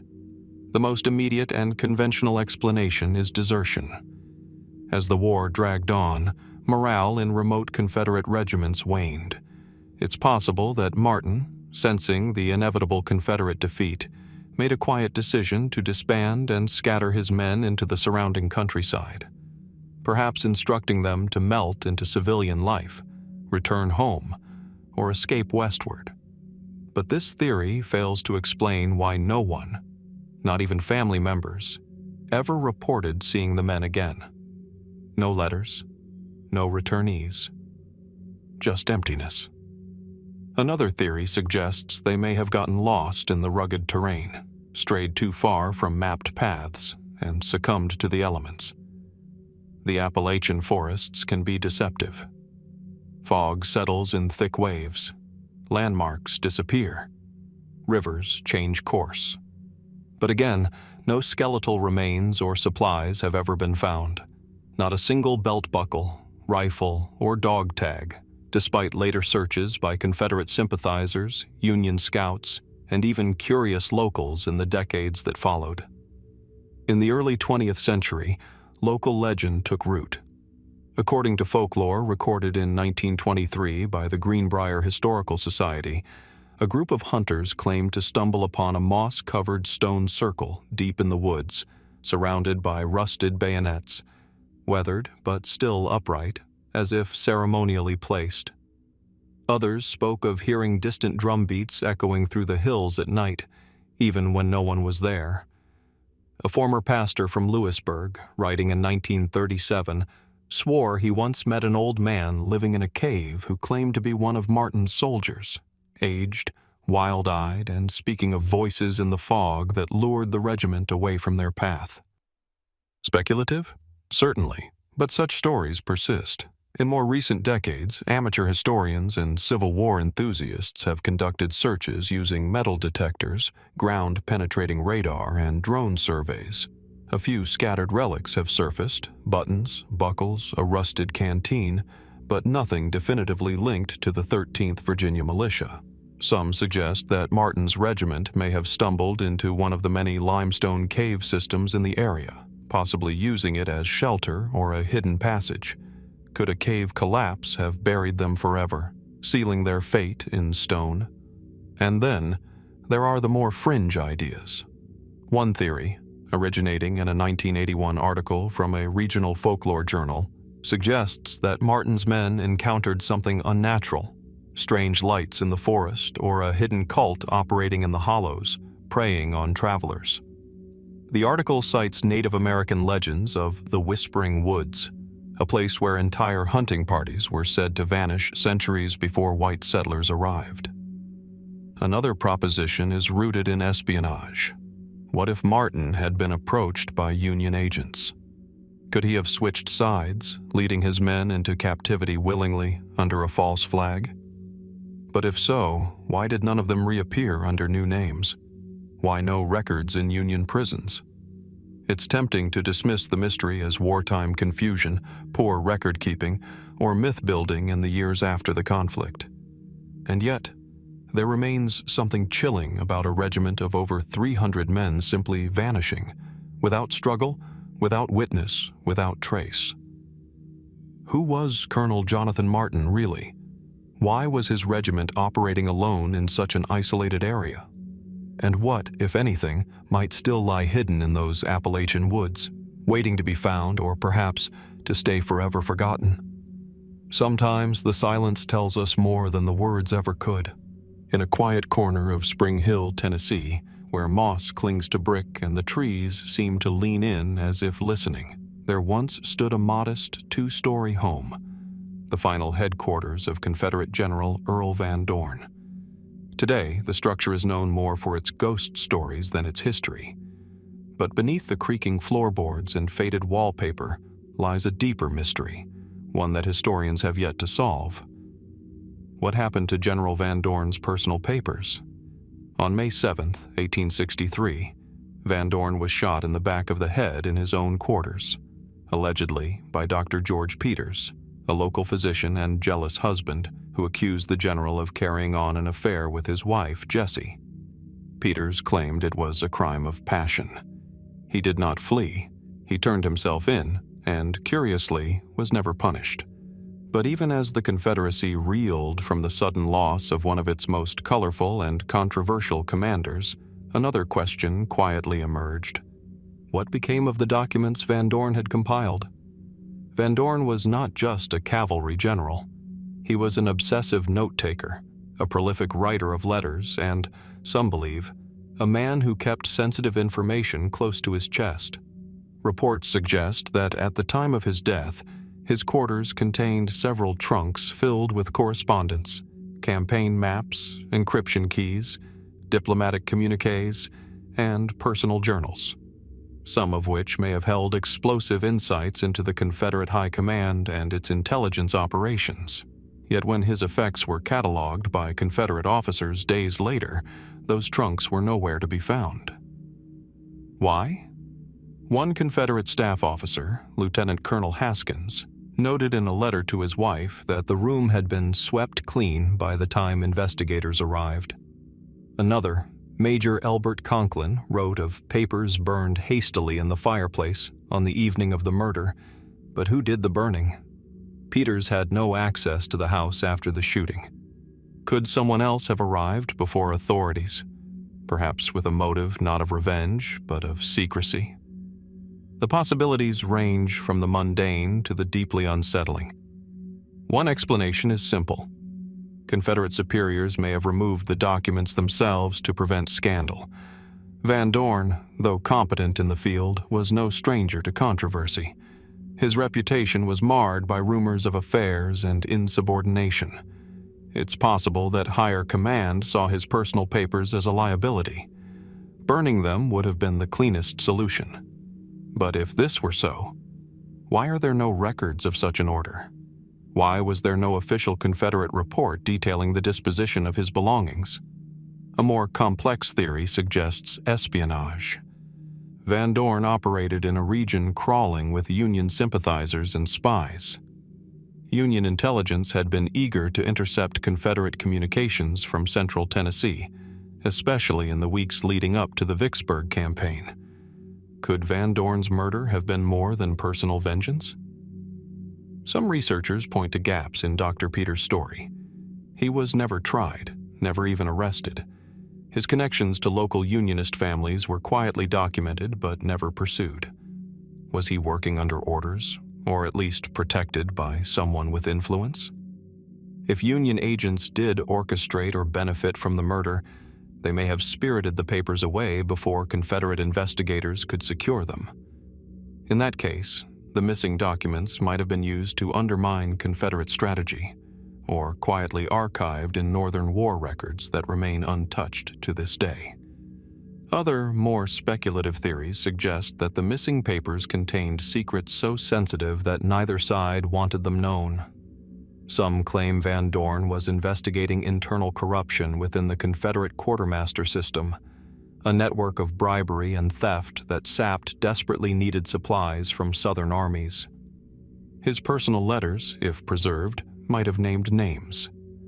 Others believe he had stumbled upon evidence of secret negotiations between Southern elites and European powers, or even covert communications between Confederate officers and Northern industrialists seeking to profit from both sides of the war. In 1891, nearly 30 years after the murder, a box labeled VD-Com Spring Hill surfaced in a private archive in Louisville, Kentucky. The box was empty. In the decades since, Civil War historians and archivists have combed through estate sales, family collections, and forgotten trunks in Southern attics, always hoping, never quite finding. Occasionally, letters in Van Dorn's handwriting do appear in private collections, usually brief and mundane. But nothing approaching a full record of his final months has ever emerged. It's as though someone, somewhere, ensured that the trail would remain cold. And so we are left with a troubling silence. A murdered general, a killer who walked free, and a collection of documents that may, or may not, have held the answers to questions we've long forgotten to ask. Did Van Dorn die simply for his indiscretions, or was he silenced to protect something larger, more dangerous than a scandal? Who stood to gain from his death, and from the disappearance of the records he left behind? In war, the victors are said to write the history, but in this case, the pages were taken before anyone could read them. And perhaps that is the most unsettling part of all. Not what was written in those papers, but the quiet, deliberate care with which they were made to disappear. The sun set slowly over the rolling fields of Fredericksburg, Virginia, casting long shadows across the open plain once soaked in blood. Atop Marye's heights, a low stone wall still stands, its worn stones silent witnesses to one of the most lopsided and tragic moments of the American Civil War. The air here is still, almost reverent, as if the earth itself remembers the cries, the chaos, and the quiet acts of mercy that followed. It was December 13th, 1862. Union troops, wave after wave, charged the fortified Confederate position atop Marye's heights.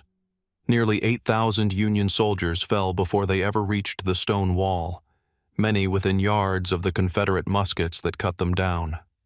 The field was carpeted with bodies, and as night fell, so did a bitter cold. From behind the Confederate lines, a young South Carolinian named Richard Rowland Kirkland looked out across the devastation. He was only 19 years old, but what he saw was more than the faceless enemy. He saw suffering. He heard the cries for water, for help, for something, anything to break the agony of those long, frigid hours. Then, according to accounts first recorded years after the war, Kirkland approached his commanding officer, General Joseph Kershaw, and made a request that still echoes through time: permission to cross the wall and aid the wounded. At first, Kershaw refused. It would be suicide to venture into no man's land with the Union guns watching. But eventually, the general relented, on the condition that Kirkland take no white flag. What happened next has become part of Civil War legend. Kirkland climbed the wall, unarmed, and walked into the field of the fallen. Carrying canteens filled with water, he knelt beside man after man, offering comfort, lifting heads, adjusting coats against the wind. For nearly an hour, Confederate guns held their fire.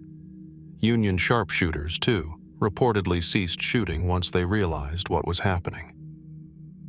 It is said that a quiet awe settled over the battlefield, broken only by the moans of the dying and the soft steps of a teenager moving from soldier to soldier. Eventually, Kirkland returned to the wall, sat down, and wept. This moment, the Angel of Marye's Heights, as he came to be known, has become a powerful symbol of compassion in the midst of war's cruelty. A statue now stands in Fredericksburg, honoring that act of humanity. It depicts Kirkland, cradling a fallen soldier, a canteen in hand. But like many stories passed down through generations, the line between fact and myth begins to blur under scrutiny. Historians agree that Richard Kirkland was indeed present at Fredericksburg. They agree he served under Kershaw and was known for his courage. They confirm that he died the following year in the Battle of Chickamauga at the age of 20. But beyond that, the story becomes murkier. The first published account of Kirkland's mercy came nearly 2 decades after the battle, from General Kershaw himself. It appeared in the Charleston News and Courier in 1880. No contemporary military reports from 1862 mention the incident. No Union diaries or letters from survivors reference a lone Confederate crossing the battlefield with water. Could the silence be a reflection of the chaos? Or was it a story reconstructed in hindsight, an attempt to humanize a conflict that had torn the nation apart? Some scholars suggest that Kershaw, writing in the post-Reconstruction era, may have been motivated to present Southern soldiers as noble and chivalrous in the face of defeat. Others argue that oral testimonies from local civilians and Confederate comrades support the story's core details, even if they were not documented at the time. But what if the mystery lies not in whether the event happened, but in why it continues to resonate? Why does the tale of the Angel of Marye's Heights endure, when so many battlefield stories have been lost? Why does this one act, one young man moving against the grain of hatred and fear, hold such power over the imagination? There are more speculative theories too, quietly discussed but rarely printed. Some suggest Kirkland may not have been the only one who crossed the line that night. Could others have followed his example, their stories swallowed by the fog of war? Were there unnamed Union soldiers who crawled toward the wall, not to fight, but to find solace in the arms of a stranger? Even stranger whispers emerge from local folklore. Decades after the war, visitors to Marye's Heights reported hearing footsteps pacing across the field after dusk, the sound of metal canteens clinking, or the soft murmurs of a voice no one could quite place. The area is considered by some to be haunted, not by ghosts of vengeance, but by a presence of peace, a phantom of mercy, a figure offering water to the dying long after the cannons fell silent. Of course, these are stories told in hushed tones. Skeptics dismiss them as imagination, as tricks of wind and memory. But even so, many who walk the ground of Fredericksburg feel something. A stillness that's different. A weight not of grief, but of awe. Whether Richard Kirkland's act unfolded exactly as later remembered, or whether it has grown into a parable for something deeper, the mystery remains. Why do we hold on to this one story? Why does this single gesture of empathy, on a field otherwise drenched in horror, feel more real than any official record? And if the records were never written, how many other such stories are lost to time? What acts of compassion, of defiance against cruelty, have been forgotten simply because no one thought to write them down? Or perhaps someone did. And their papers, like so many Civil War secrets, simply vanished, waiting, perhaps, in an attic, a forgotten archive, or the quiet memory of a town like Fredericksburg. We may never know the full truth of the Angel of Marye's Heights. But in the mystery itself, there is a strange kind of light. A reminder that even in the darkest moments, humanity has a way of stepping forward, softly, bravely, without a flag. And sometimes, the most enduring mystery isn't whether it happened, but how such grace can survive at all in the shadow of war. The Chesapeake Bay in the early spring of 1864 is a place of striking contrast. Pale morning fog drapes over the water like a shroud, blurring the distant outlines of gunboats and merchant ships. Along the quiet wharfs of Old Point Comfort, in Virginia's Tidewater region, the usual hum of military logistics carries on. Barrels rolled, orders shouted, telegraphs ticking like nervous fingers drumming on a table. But beneath this normalcy, something strange is stirring. Quiet movements, whispered messages, and a single carriage waiting in the early dawn light. Its destination is unknown. So is its purpose. This place, Old Point Comfort, sat on a fault line between war and diplomacy. Just north of the Confederate capital and well within the reach of Union command, it was a place where armies gathered, but also where letters traveled swiftly and secrets could pass undetected. It is here, historians believe, that something extraordinary may have taken place, a clandestine meeting between agents of the North and the South, not for strategy or surrender, but for peace. The secret peace mission of 1864 is one of the Civil War's most peculiar and quietly contested episodes. It doesn't appear in most textbooks. Few official documents confirm it, yet traces of it emerge like fingerprints in soft wax, faint but impossible to ignore. At the heart of this mystery is a trio of Confederate envoys, James P. Holcomb, Jacob Thompson, and Clement Clay, who traveled to Canada in early 1864. Ostensibly, they were there to coordinate with Southern sympathizers in exile. But behind the scenes, a more delicate effort may have been underway. Their presence in Niagara Falls, a neutral zone safely distant from battlefields, coincided with a surprising surge in back-channel communications, many of which passed through Old Point Comfort and Washington, D.C. That spring, a series of letters, known only to a handful of insiders, began circulating between President Lincoln's inner circle and Confederate intermediaries. These letters were filled with cautious, coded language. They never explicitly proposed peace, but they danced around the idea. Could there be terms? Would reunification be considered if slavery were preserved or perhaps gradually dismantled? Was it even possible, as the war entered its fourth brutal year, to imagine a negotiated end? By July of that year, something unexpected occurred. A prominent New York newspaper published a letter, allegedly written by Lincoln himself, offering a peace meeting upon the single condition that the Union be preserved. The authenticity of that letter has been debated ever since. Lincoln never publicly acknowledged it, but within days, another cryptic meeting was arranged, this time in Niagara Falls itself, and again, Clement Clay was involved. But who sent him?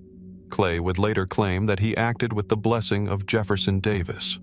Davis, however, denied this, insisting that any offer not involving Confederate independence was unacceptable. Could it be, then, that Confederate diplomats were acting without direct approval? Or that Davis, desperate but unwilling to appear weak, allowed talks to proceed in secret, knowing they would be disavowed if discovered? On the Union side, matters were equally murky.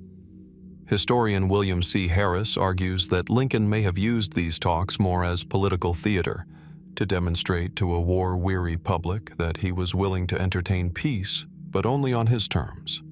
Others suggest that Secretary of State William Seward may have conducted negotiations without the president's full knowledge, exploring back channels through unofficial envoys like Horace Greeley or Colonel Martin Delaney. And then there's the matter of the sealed dispatches. Multiple references appear in Northern and Southern correspondence to sealed letters carried between Washington, D.C. and the Union-held coastal fortresses of Virginia. Some were addressed to unknown recipients. Others disappeared entirely. In one case, a Union general reported the presence of a civilian delegation passing through Fort Monroe under military escort. Their names were never recorded, their mission never explained. Who were these men, and what exactly were they discussing? There are, inevitably, more speculative theories. Some suggest that foreign diplomats, possibly from Britain or France, were present in these negotiations, hoping to broker an end to the war and stabilize trade in cotton and grain. Others point to the sudden emergence of gold-backed loans arranged in Montreal and London around this same time, loans that mysteriously dried up when talks collapsed later that summer. And then the mission disappears from the record. By late 1864, Sherman had taken Atlanta. Lincoln had secured re-election, and the Confederacy was beginning to collapse under the weight of its own shortages. Peace, if ever truly on the table, was swept away in the tide of Union victories. But the questions remain. Why did both governments allow, perhaps even orchestrate, talks they would later deny? Why were documents hidden, envoys unnamed, and letters left unsigned? Was the entire episode a miscommunication, a political ploy, or a genuine but doomed effort to end the bloodshed early? Some researchers argue that the answer lies in archives still untouched. Buried correspondence in Canadian diplomatic records, personal diaries passed down in Southern families, misfiled memos lost in federal collections during the chaos of Reconstruction. A few tantalizing fragments have emerged over the years. A hotel ledger in Toronto with Clay's signature, a Union ledger noting confidential guests near Fort Monroe. But the full story remains elusive. More provocatively, a 1937 interview with a retired naval officer described transporting non-combatants with diplomatic protections from Washington to the coast during the summer of 1864. He remembered them only as the gentleman in gray. No names, no destination, only a single comment stuck with him. If this goes well, it could all be over by Christmas. It wasn't. And yet, even now, we're left to wonder, how close did America come to ending its deadliest war, not with surrender, but with a handshake? Was the secret peace mission of 1864 a failure of politics, or a success hidden by history? And if so many hands worked so carefully to erase it, what exactly were they trying to hide? At twilight, the dense woods of northern Georgia whisper with an eerie silence. Chickamauga Creek moves slowly, almost deliberately, through a land marked by violence. The trees stand tall, but their trunks bear scars, jagged from musket fire and charred from cannon blasts that once shook the earth beneath them. The air here seems heavier, still touched by the echoes of thousands of men who clashed, bled, and died in these woods in September 1863. Locals say the battlefield never truly rests, and some claim that not all of its soldiers ever left. The Battle of Chickamauga was one of the Civil War's bloodiest engagements, a 2-day conflict that left over 34,000 casualties strewn across forests and fields. It marked the first major Confederate victory in the Western Theater after the fall of Vicksburg, and it would forever stain the land around the Tennessee-Georgia border with trauma and grief. Yet, beyond the historical record and tactical analysis lies a tale that does not appear in official reports, a tale whispered by sentries, passed between veterans, and guarded carefully by the people who live in the shadow of the battlefield. They call it the Ghost Regiment of Chickamauga. The first reports surfaced shortly after the battle itself. Union patrols returning to the site to recover bodies and bury the dead began describing strange occurrences. Men in blue uniforms would vanish into the mist, then fail to return. Others reported hearing the sound of marching boots, steady, deliberate, when no other troops were present. In one case, a gravedigger swore he saw a full company of Confederate soldiers standing silently just beyond the tree line at dusk. They did not speak. They did not move. And when approached, they dissolved like smoke. At first, these were dismissed as hallucinations brought on by exhaustion and trauma. The emotional weight of Chickamauga, combined with its dense terrain and poor visibility, created an environment ripe for misperception. But the stories didn't stop. Over the decades that followed, similar accounts would resurface. During the Spanish-American War, soldiers stationed nearby claimed to hear disembodied voices at night. In the 1930s, a WPA worker compiling battlefield oral histories reported that elderly locals still left offerings of tobacco and bread at a particular grove near Snodgrass Hill, a tradition they said dated back to the Haunted Regiment. Even modern park rangers at Chickamauga and Chattanooga National Military Park have quietly admitted to unusual experiences. Footsteps with no source, phantom drums at dawn, and flickering lantern lights weaving through areas long closed to visitors. The most compelling and widely debated encounter comes from 1905.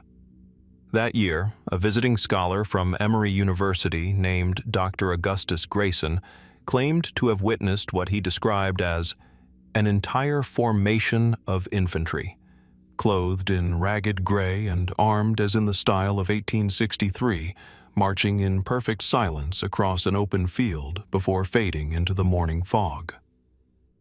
Dr. Grayson, not a spiritualist or folklorist by trade, published a short report in a regional historical journal. He insisted on the sincerity of what he saw. Skeptics, however, quickly dismissed it as atmospheric illusion, misremembered drill reenactments, or the projection of deep reading into traumatic spaces. But what if there's more? Among the most chilling aspects of the Ghost Regiment stories is their consistency.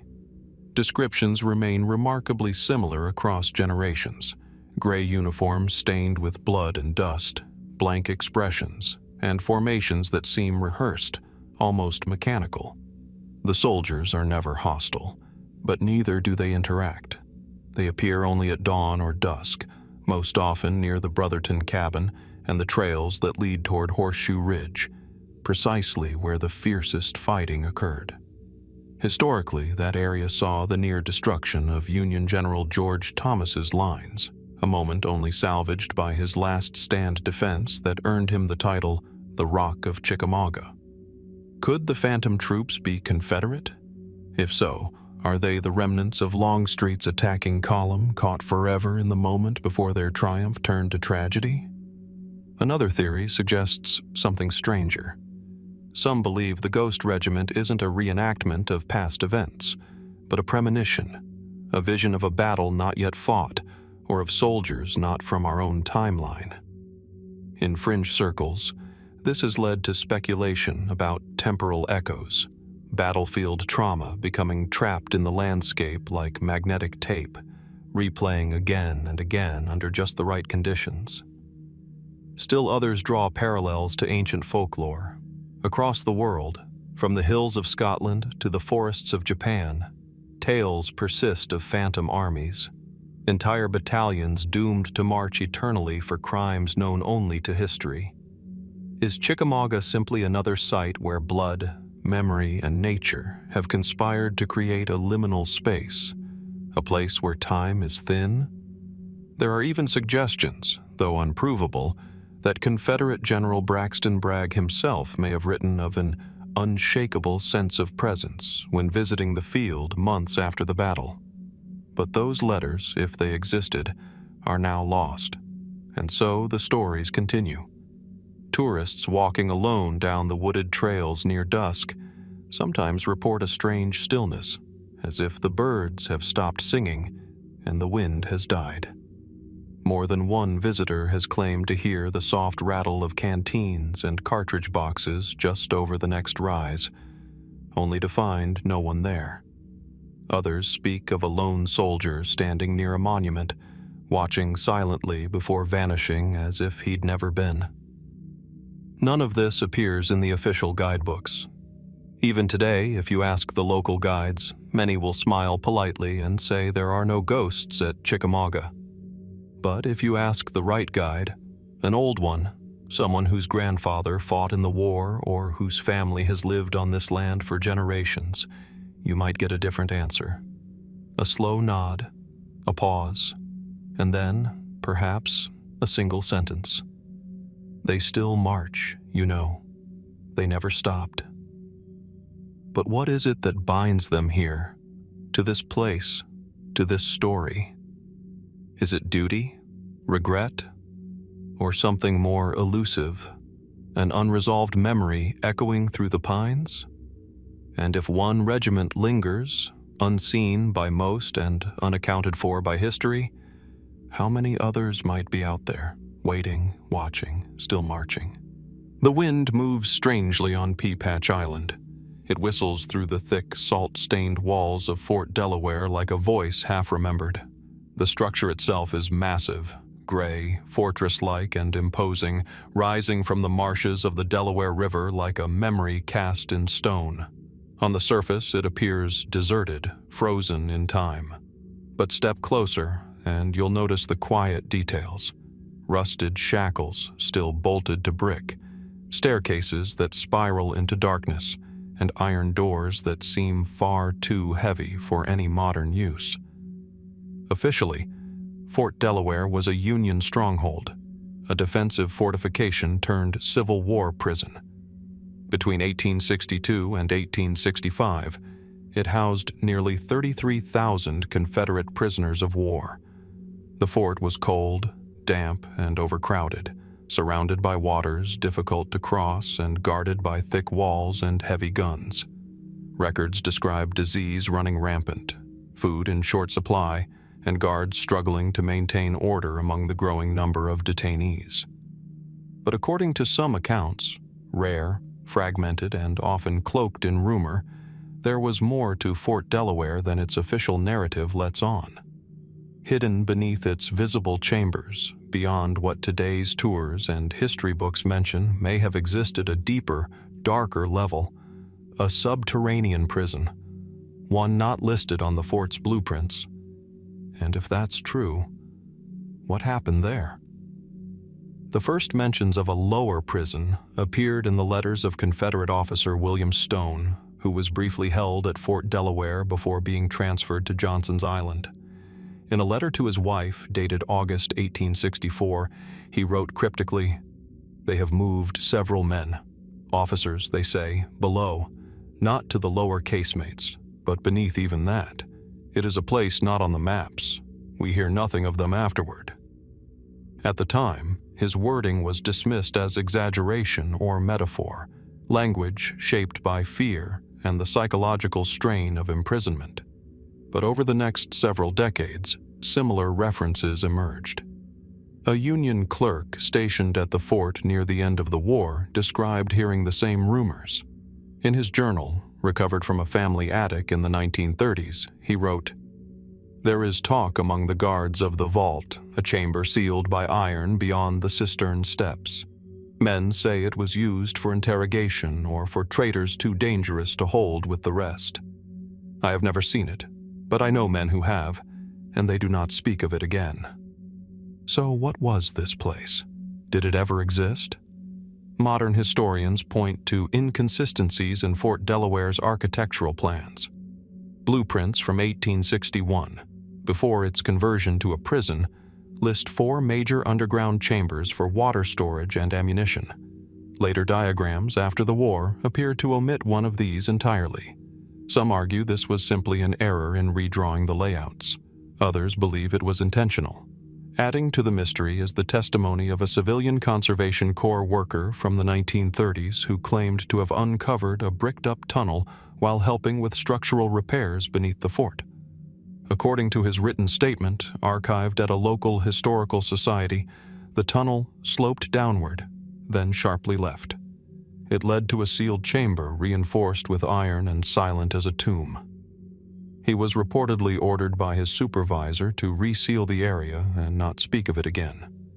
The military has never acknowledged the existence of such a chamber. Still, the rumors persist.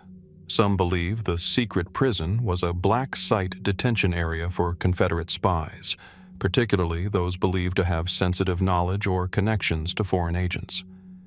During the later years of the war, when fears of British or French involvement loomed, Washington's paranoia about espionage ran high. Could Fort Delaware have been used for unauthorized interrogations outside the purview of the War Department? Others whisper of more macabre purposes. Certain fringe theories suggest the underground area may have been an experimental confinement zone, where prisoners were subjected to isolation, psychological manipulation, or worse. There is no direct evidence to support these claims, but anecdotal fragments remain. References to men emerging from below, changed and silent, or guards refusing to take shifts near the old cistern steps after nightfall. And then there are the ghost stories. Visitors and staff alike have reported unusual occurrences in the lower chambers, sudden drops in temperature, the sound of pacing footsteps in empty corridors, voices crying faintly from behind sealed doors. Some even claim to have seen shadows moving across the walls, shadows without a source. Skeptics are quick to point out that Fort Delaware is old, drafty, and prone to natural acoustic illusions. Cold spots can be explained by the layout of the stone walls. Creaks and whispers, just the building settling, or perhaps the power of suggestion. But what about the documents? The missing blueprint chamber? The bricked-up tunnels? If there was nothing to hide, why seal the evidence? In recent years, calls for a full archaeological survey of the fort's lower levels have grown louder. Preservationists and historians alike have requested ground-penetrating radar and structural mapping, hoping to either confirm or debunk once and for all the idea of a hidden prison beneath the surface. Thus far, permissions have been slow. Funding, slower still. And yet, even in the absence of definitive proof, the mystery continues to capture the imagination. What might still lie beneath Pea Patch Island, sealed in the cold earth, guarded by layers of stone and silence? Were men held there in secret? Forgotten? Or were these simply the inventions of weary minds trying to make sense of horrors no one wished to write down?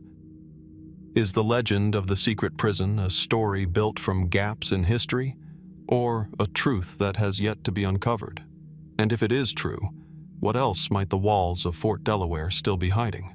The iron tracks stretch across the Georgia countryside, weaving through pine forests and low hills, silent now but once alive with urgency, smoke, and thunder.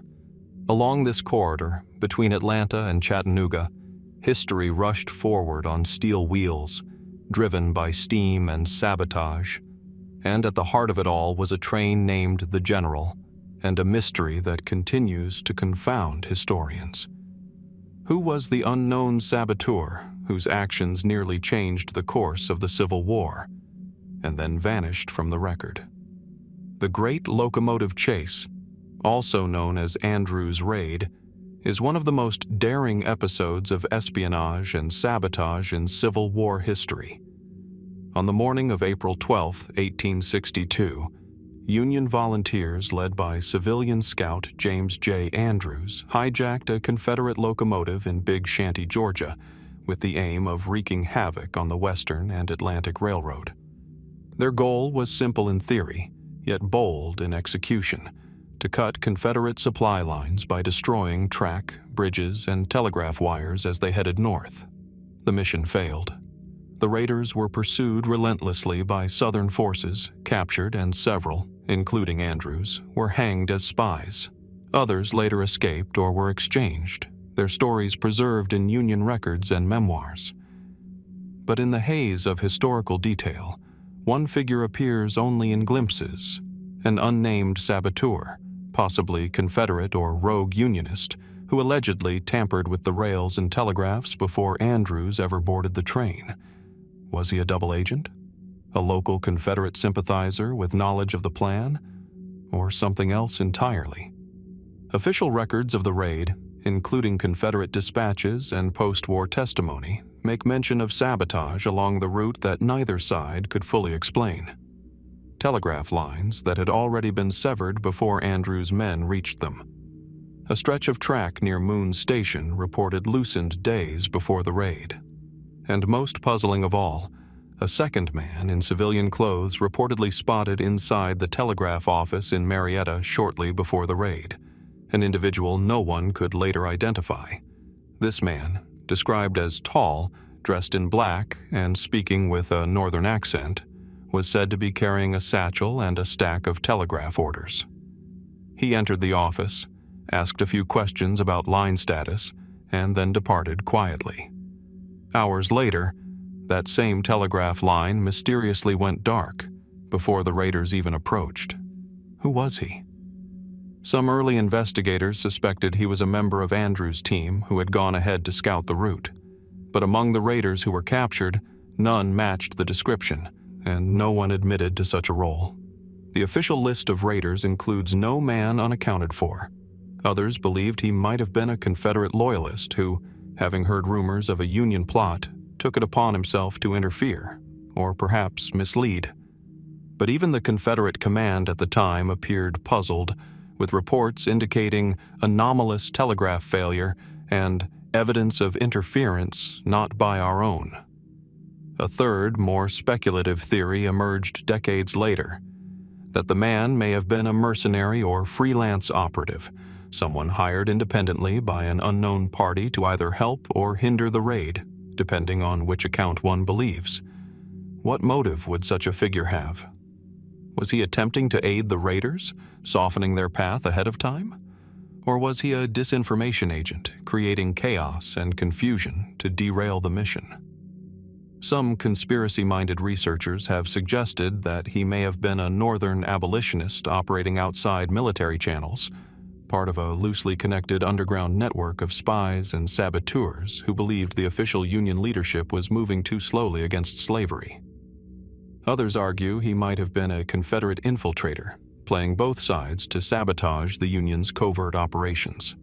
Strangely, a handful of Union documents recovered in the 1890s from the personal effects of a former War Department clerk reference an unnamed non-military auxiliary who may have acted in excess of authority during the Georgia diversion. The memo is unsigned, and the auxiliary is never identified. Could this be the same man? The mystery deepens when examining post-war recollections from residents of Big Shanty. One elderly woman, interviewed by a local journalist in 1898, claimed her father had seen a man not in uniform near the tracks 2 nights before the raid. He was carrying a lantern, she said, and seemed to be measuring or marking something along the rail ties. Her father assumed he was a railway worker, but after the raid, no such worker was ever accounted for. And then, silence. No arrest, no further sightings, no grave. The saboteur, if he ever existed, left no name behind. Modern historians remain divided. Some suggest the entire figure may be apocryphal, born from misremembered sightings and the fog of war. Others argue that the consistency of multiple unrelated accounts suggests someone was there, acting alone or as part of a shadowy network. As with many Civil War mysteries, time has smudged the lines between fact and legend. The Great Locomotive Chase remains one of the war's most dramatic episodes, but also, perhaps, one of its most misunderstood. Because if a lone saboteur truly helped shape, or hinder, that raid, then a key part of the story has yet to be told. Who was the man in the telegraph office? Why was he there before the Union raiders arrived?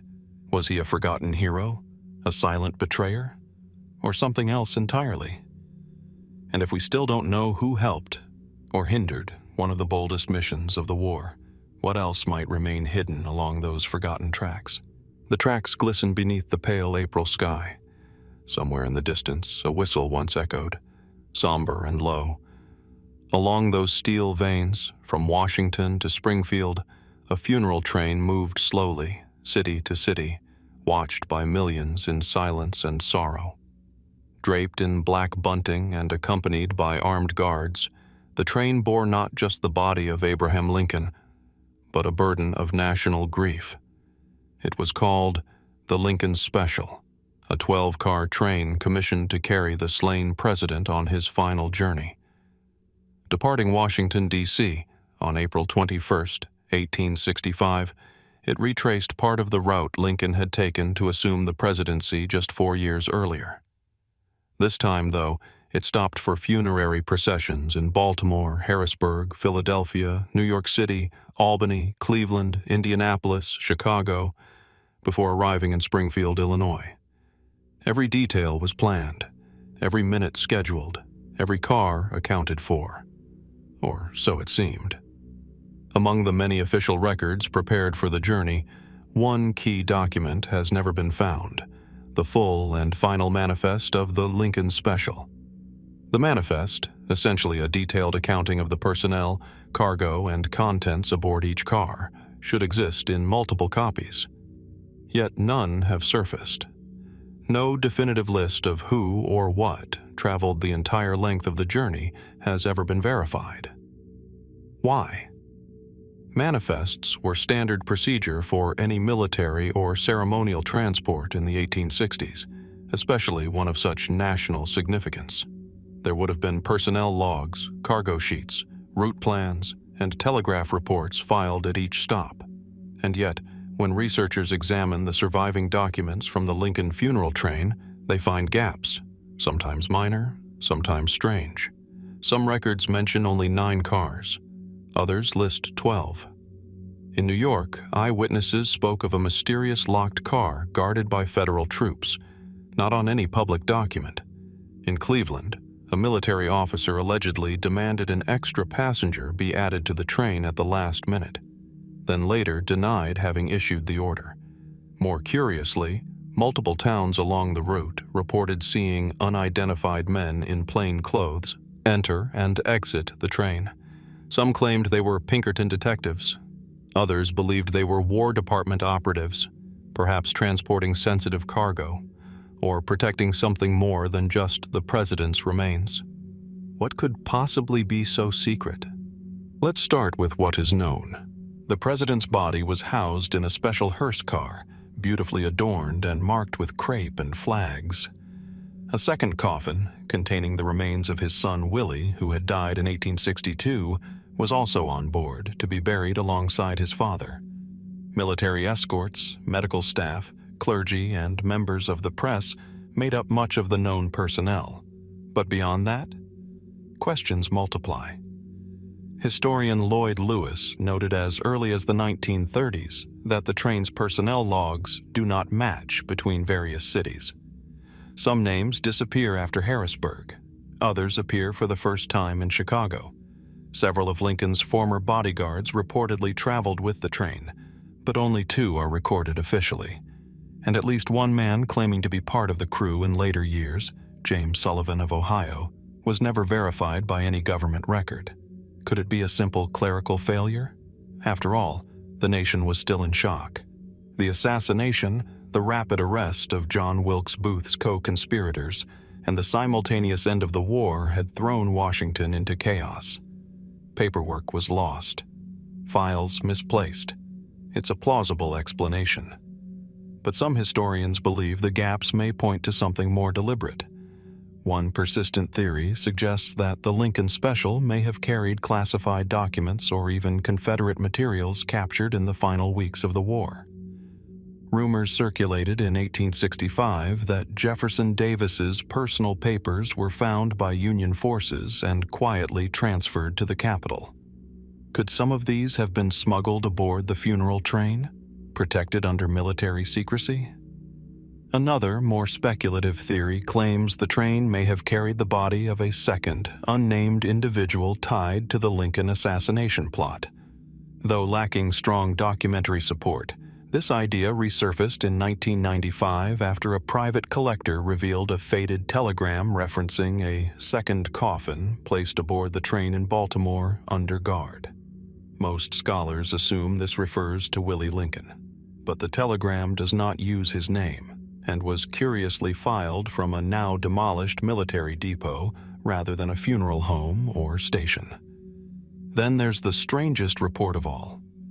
In 1906, a retired railman named Elias Deaver claimed he had seen the Lincoln Special pass through Dunkirk, New York, not part of its official route, on a night when the train was supposedly miles away in Albany.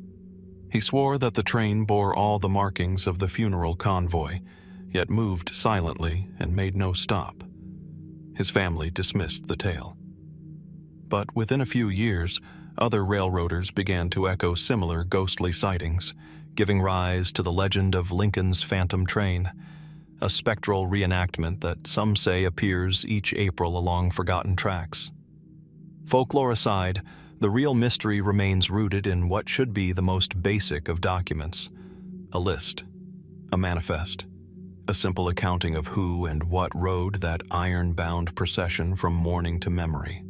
Why is it missing? Was it lost to time, like so many Civil War papers? Or was it never meant to be preserved? And if someone wanted it gone, what were they trying to hide? Even today, Lincoln scholars occasionally return to this riddle. They comb through telegraph archives, newspaper reports, and private diaries, searching for the elusive full picture of that final journey. Each time they get close, the trail fades, leaving only rumors, partial records, and the cold whisper of steel on track. What was aboard the funeral train that we were never meant to know? And in the nation's hour of deepest mourning, who else, besides the fallen president, was truly riding in silence toward Springfield? As Lincoln's funeral train crept westward through grief-stricken towns, the railways it traversed stood in stark contrast to another, far more secretive route that had crisscrossed the American landscape just years before. It was a route that had no timetables, no tickets, and no published maps. And yet, it functioned with extraordinary precision. Known as the Underground Railroad, this vast network of escape pathways helped thousands flee slavery, guided not by machinery or steel, but by whispers, symbols, and perhaps by maps hidden in plain sight. In a small farmhouse attic in Auburn, New York, nestled in the creases of a faded quilt, researchers once found a scrap of parchment. It was old, its edges browned and crumbling, its ink nearly bled into the fibers. What it showed, if indeed it showed anything at all, was a strange pattern, curving lines, intersecting triangles, and what looked like rows of tiny circles. Was it a child's doodle, a map, or something else entirely? That attic belonged to Harriet Tubman. The woman remembered as Moses of her people, Tubman led dozens of enslaved men, women, and children to freedom along the Underground Railroad. Born into bondage in Maryland, she escaped north in 1849, only to return again and again, risking her life to guide others to safety. She could not read or write, yet she outwitted bounty hunters, patrols, and the immense machinery of slavery for over a decade.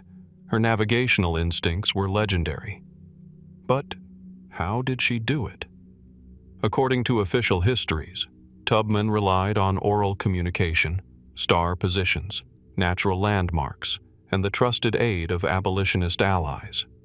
There is little to no record of her using maps, and yet, rumors persist. Some scholars point to cryptic objects discovered among Tubman's personal effects: threaded bead necklaces with color patterns, hand-stitched quilts bearing odd geometric motifs, and that enigmatic parchment from the attic. Others recall oral histories passed down through black communities in Pennsylvania and Delaware, stories of the Moses woman, who carried tiny maps stitched into the seams of her skirts, or carved with a fingernail onto pieces of birch bark. One tantalizing clue comes from a diary entry written in 1860 by William Still, a key Underground Railroad operative in Philadelphia. In it, he mentions a remarkable token from Miss Tubman, a cipher of routes through Kent and Dorchester counties, marked in her own hand by means of soft soot and crushed berries. The original document has not been found. If Tubman did use maps, how did she conceal them, and who helped her design such a system? Among fringe theories is the idea that Tubman collaborated with skilled cartographers sympathetic to the abolitionist cause, possibly free black sailors or Quaker surveyors, who shared knowledge of terrain, backroads, and safe houses. There's also speculation about a link to Masonic symbolism. Some of the quilt patterns associated with Tubman's circles, like the flying geese and drunkard's path, bear striking similarity to cryptographic methods used by secret societies of the 19th century. Quilt codes themselves have been hotly debated by historians. The popular narrative that quilts were used to signal routes, warnings, or safe houses gained widespread attention in the late 20th century, but the academic consensus remains cautious. Some say there's not enough primary evidence. Others argue that oral traditions, especially those passed through generations of African Americans, deserve greater weight in historical discourse. Could Tubman have developed her own symbolic language, one that blended African cultural memory with survivalist innovation? There are references to spirit language used by enslaved people, visual signs passed from plantation to plantation, like stacked stones, broken branches, or chalk markings. Perhaps Tubman wove these methods into a larger system. After all, she is known to have carried a pistol, a small pouch of herbs, and a collection of coins, items not just for survival, but possibly for communication or negotiation. Could a hand-drawn cipher or textile map have been among them? And then there's the matter of the Canadian border. After the passage of the Fugitive Slave Act in 1850, Tubman increasingly guided escapees all the way to Canada, often into Ontario. There, she worked with black communities in St. Catharines and Toronto. Some local archives contain curious notations on the margins of church registers and baptismal records, tiny marks and arrows, often written in graphite, sometimes in faint ochre ink. Are these mere clerical notations, or remnants of something more coded? In 2007, a researcher studying 19th century Canadian abolitionist writings came across a weathered envelope tucked inside an old Bible. It contained a tiny, folded scrap of cotton cloth, roughly 3 inches square. On it, faint blue ink sketched what looked like a line connecting small X marks across what appeared to be a stylized version of Lake Erie and its surrounding towns. The cloth bore no names, no date, no author. But the Bible belonged to a known associate of Tubman. Coincidence? Or part of a vanished cartographic language? And yet, Tubman herself never spoke of maps, at least not in the way we understand them. In interviews late in life, she often attributed her uncanny sense of direction to divine guidance. "I listened to the voice of God," she told one journalist. "He told me where to go." That phrase, dismissed by some as metaphor or religious zeal, takes on deeper resonance when one considers the environment in which she operated. For someone unable to read the white man's papers or navigate by traditional documents, listening may have been her own way of describing a mastery of signs, sounds, and visual cues beyond easy explanation. Was that voice she followed a memory of passed-down routes, a whispered code, a felt sense of direction shaped by years of experience? Or was it something more elusive, something encoded in symbols, threads, and scraps of parchment? We may never know the full truth. The trails Tubman left behind are partial, like the maps she may or may not have carried. Still, the mystery endures. How did one woman, alone in enemy territory, guide so many to freedom, without a traceable map?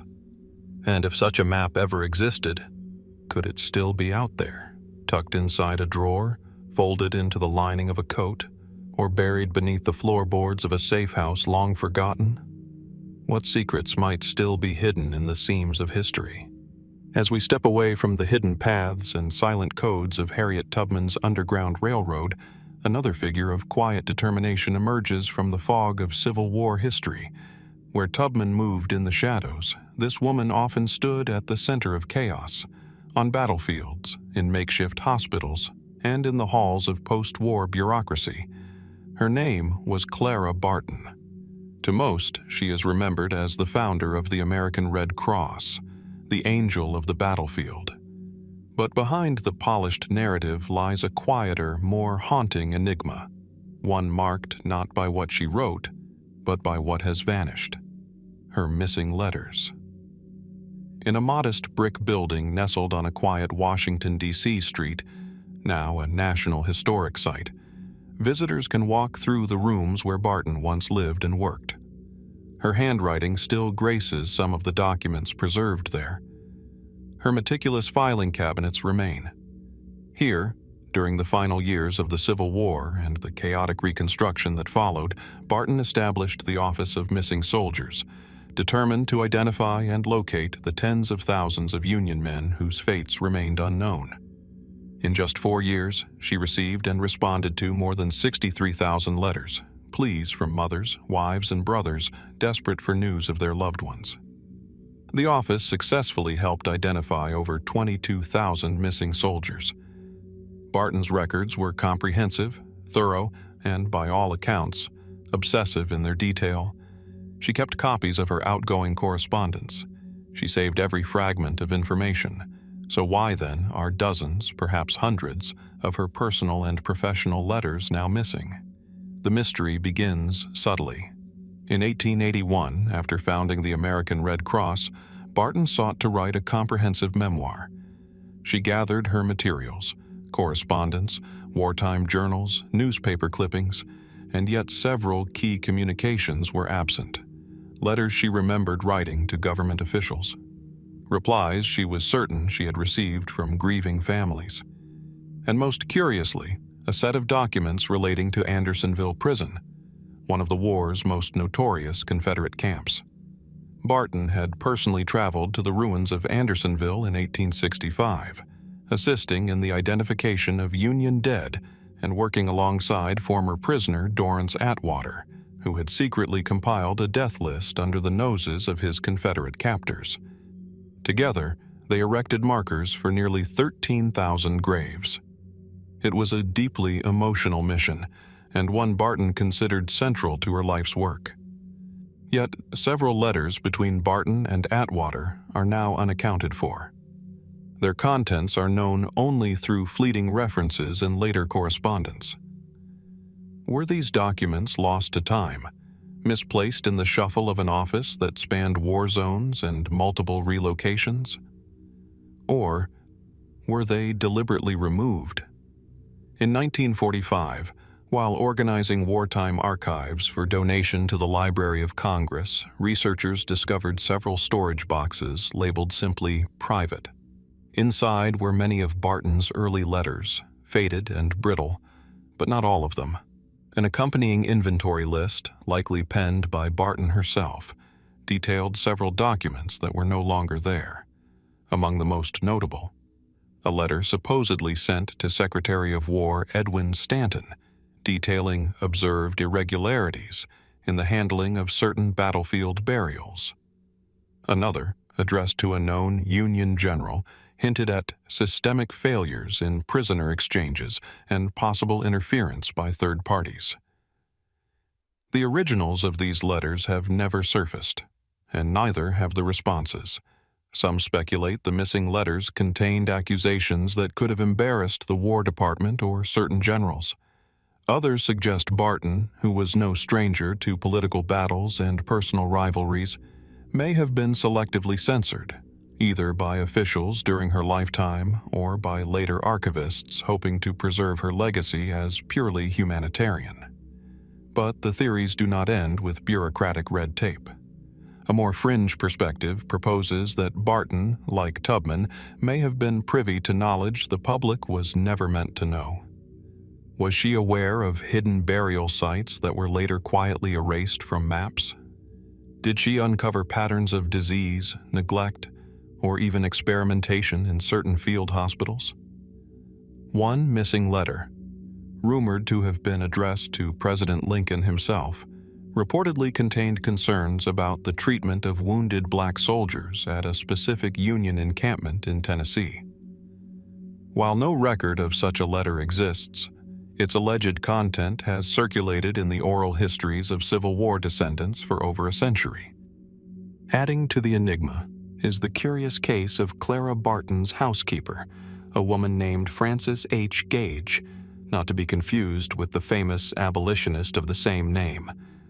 In a short diary entry from 1884, Gage writes cryptically about burning the unwanted files as instructed and securing the room before the gentleman arrived. The meaning remains unclear. Was Barton attempting to safeguard personal details? Or was she responding to pressure from unknown figures? In 1973, a fire in the National Personnel Records Center destroyed countless Civil War-era documents, compounding the mystery. While not directly tied to Barton's archives, the blaze ensured that some of the missing puzzle pieces may never be recovered. Even today, researchers occasionally stumble across Barton's lost letters, wedged between the pages of old ledgers, tucked inside private collections, or mistakenly cataloged under other names. Each new find adds to the picture, but also deepens the questions. Why would someone, either in Barton's era or later, intentionally erase parts of her correspondence? Was it simply to streamline her image as a heroic figure? Or to prevent the surfacing of darker truths buried in the aftermath of war? And perhaps the most unsettling question of all, what might we still be missing?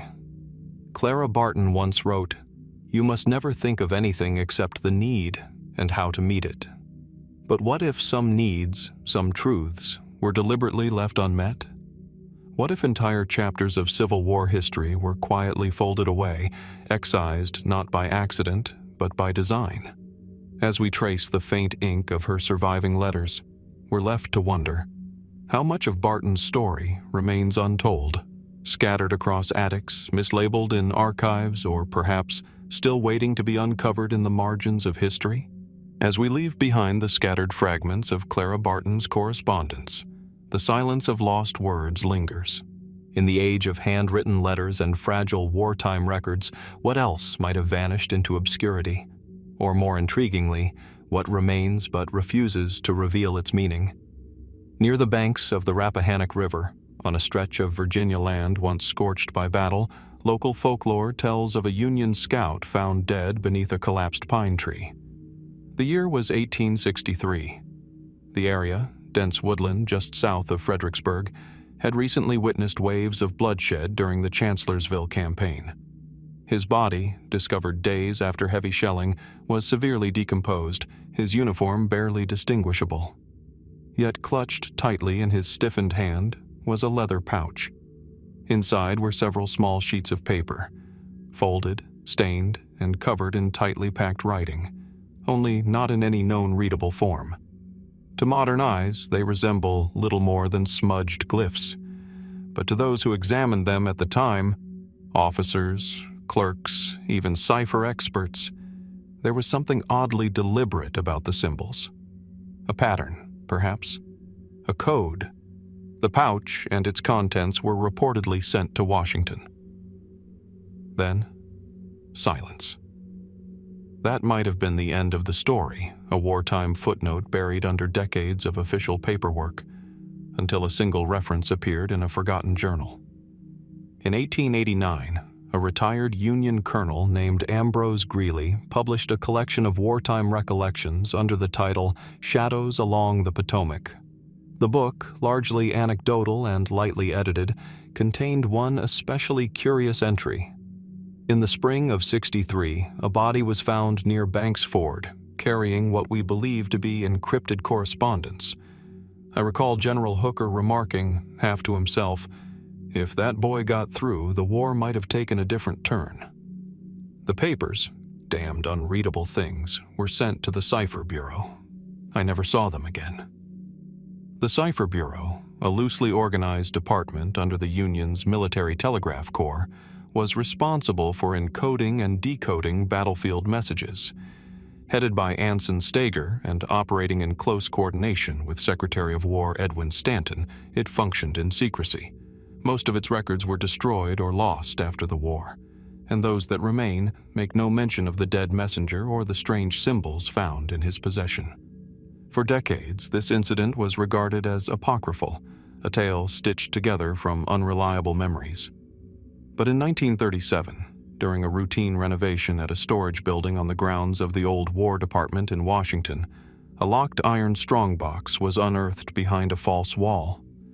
Inside were crumbling folders and packets of aged paper, many too damaged to read. Among them was a slip of paper bearing an inventory list. At the bottom, specimen papers, Rappahannock case, 1863, code unsigned, status unresolved. The list was dated July 3, 1865. This rediscovery reignited interest in the long-forgotten messenger. Were the papers inside the strongbox the same as those found near Banks Ford? Or had they been copies?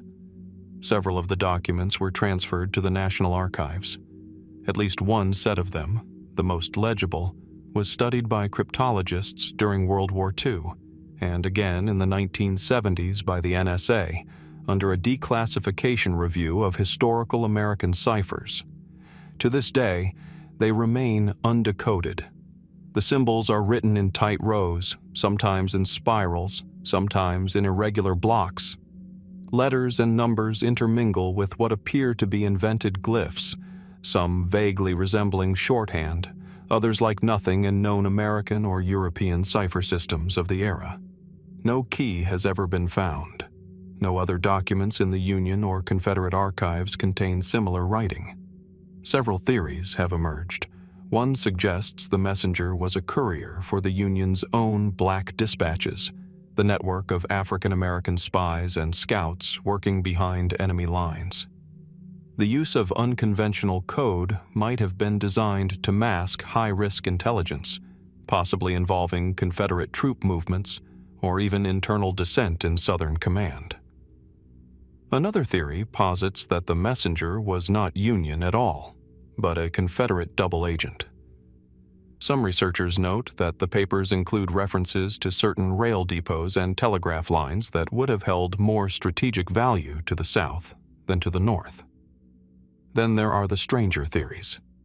In a privately published manuscript from 1998, amateur historian Lyle Eddings speculated that the papers were not military orders at all, but rather a kind of cipher diary, a record of covert communications between unnamed officers, possibly connected to assassination plots or early plans for Confederate exile routes should the war be lost. Eddings even suggested the cipher might have been inspired by Freemasonic or Rosicrucian symbolism, noting several repeating symbols that resemble esoteric diagrams. More recently, in 2014, a team of digital historians and codebreakers from Georgetown University attempted to feed the symbols through machine learning algorithms trained on 19th century encryption systems. The result? Inconclusive. Patterns were detected, but no decipherable language emerged.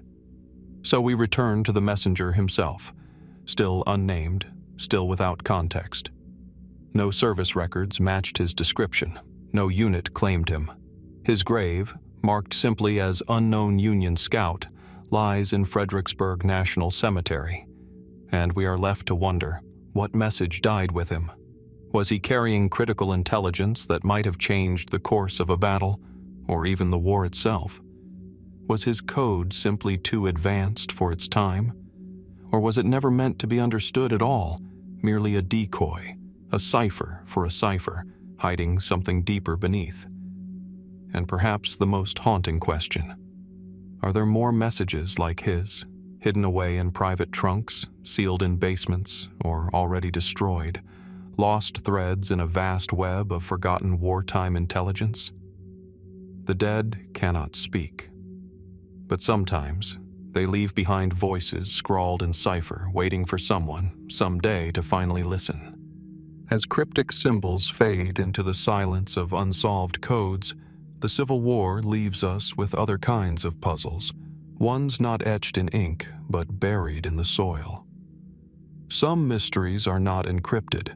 They are human, flesh and bone, unnamed and undocumented. And yet, their stories press against the veil of history, asking to be seen. Sharpsburg, Maryland. A quiet place today, the town seems suspended in time, flanked by rolling hills and veiled in morning mist.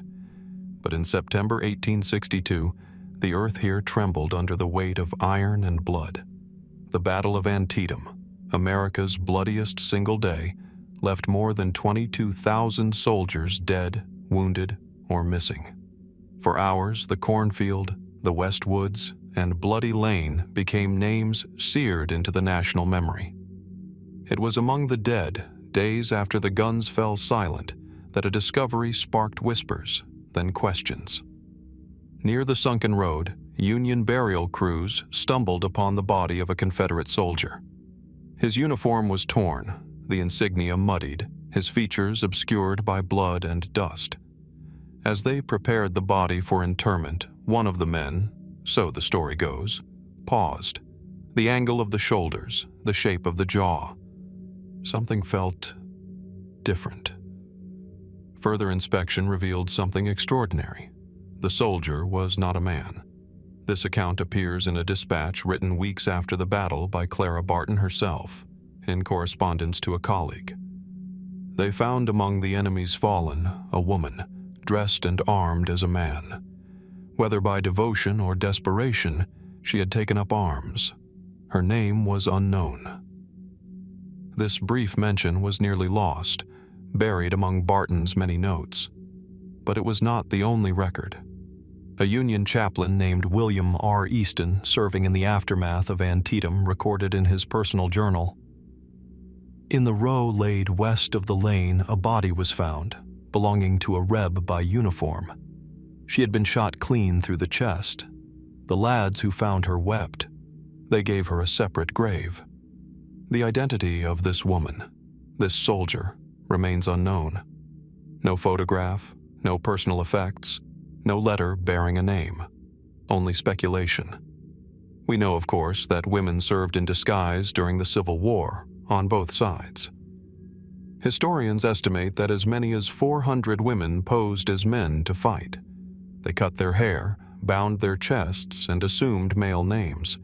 Some did it to be near husbands or brothers, others for money or belief in the cause. Still others, perhaps, to escape the boundaries of the world they were born into. But most of these women were discovered, eventually. Through injury, illness, or accident, their identities were revealed. Many were discharged quietly, a few even honored. But the woman at Antietam was not discovered until death. Who was she? Some believe she may have been Rosetta Wakeman, a young woman from New York who fought under the alias Lyons Wakeman in the Union Army. But Rosetta survived Antietam and died later of dysentery in 1864. Others point to legends from southern counties, stories of daughters who disappeared only to be whispered about in later years as having gone to war. One theory, never confirmed, claims she might have been part of the 1st Louisiana Infantry, a regiment known for being among the earliest to engage at the Sunken Road. Military records from Confederate units were notoriously spotty, and many rosters were incomplete. If she enlisted under a false name, as was common, the paper trail would be almost impossible to follow. Then there are the more speculative accounts. In 1913, at the 50th anniversary reunion at Gettysburg, an elderly man who had fought at Antietam claimed in an interview that he once heard of a woman sharpshooter who died at the lane, took down 6 boys before she fell. There is no way to verify this. Memory, as decades pass, has a way of shaping legend from fragments, but the idea persists. Was she merely a private soldier, or something more? A courier? A spy? Did someone know her secret, perhaps even protect it? In the early 2000s, an amateur historian working with ground-penetrating radar near the Sunken Road discovered an unmarked grave slightly apart from the others. With the permission of the National Park Service, a limited excavation was performed. What they found was inconclusive: a partial skeleton, badly deteriorated, no clear indications of gender, no artifacts. Could it have been her? Or had time erased the last trace? One haunting possibility lingers in quiet corners of Civil War scholarship: that she was never meant to be found. That her death, and even her burial, were concealed by comrades to protect her identity, perhaps even her family. In letters written by Confederate soldiers after the war, rare phrases appear that may hint at these hidden stories. The brave one who wore our coat, but not our name. Or simply, she walked beside us, but not as she was. What compelled her to fight? Was it loyalty, love, vengeance, or something else entirely, something more personal, more painful? We may never know. No marker bears her name. No diary has surfaced to speak in her voice. And yet, something of her remains in the soil of Antietam, where corn once grew tall and rifle smoke settled like fog. Perhaps she was just one among many. Perhaps there are others buried under borrowed names and incorrect uniforms. And if so, what does that say about how many voices history has yet to count? In the end, we are left with the image of a soldier, fallen, anonymous but not forgotten. Her secret kept through silence. Her story, perhaps, waiting still beneath the dust, And we must ask, how many more stand like shadows at the edge of our memory, never fully seen, never fully heard? As we step away from the battlefield and the silence of unmarked graves, we turn now to a different kind of Civil War mystery. One born not in bloodshed, but in the quiet, furnished rooms of a house that once stood at the center of a nation divided. Richmond, Virginia. On the corner of East Clay and 12th Street, the tall, stately building rises with an air of faded elegance.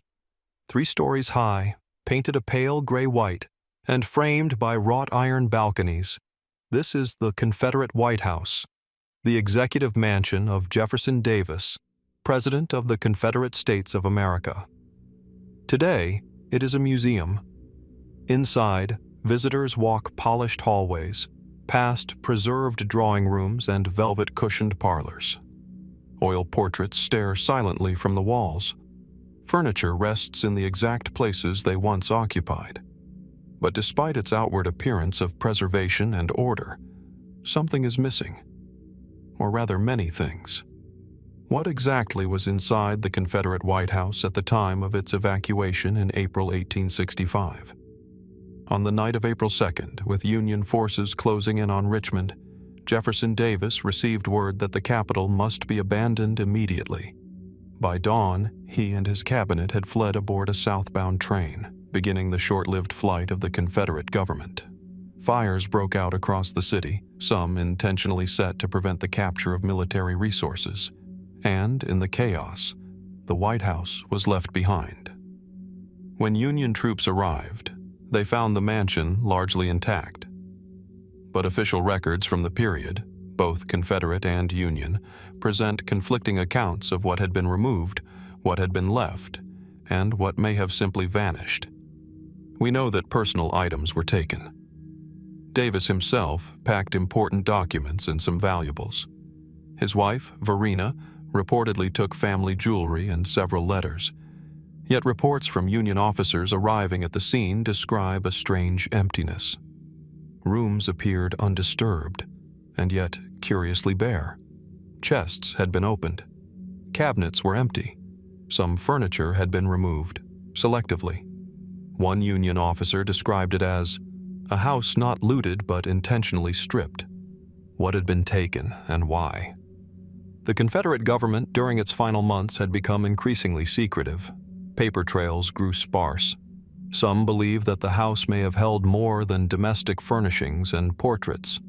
Could it have been used to store sensitive documents, maps, cipher books, or even diplomatic correspondence, never meant to see the light of day? One of the most intriguing rumors surrounds the so-called iron chest papers. Mentioned only in a handful of Confederate letters and never recovered, these documents were believed by some historians to contain communications between Richmond and European agents, possibly even relating to potential foreign recognition of the Confederacy.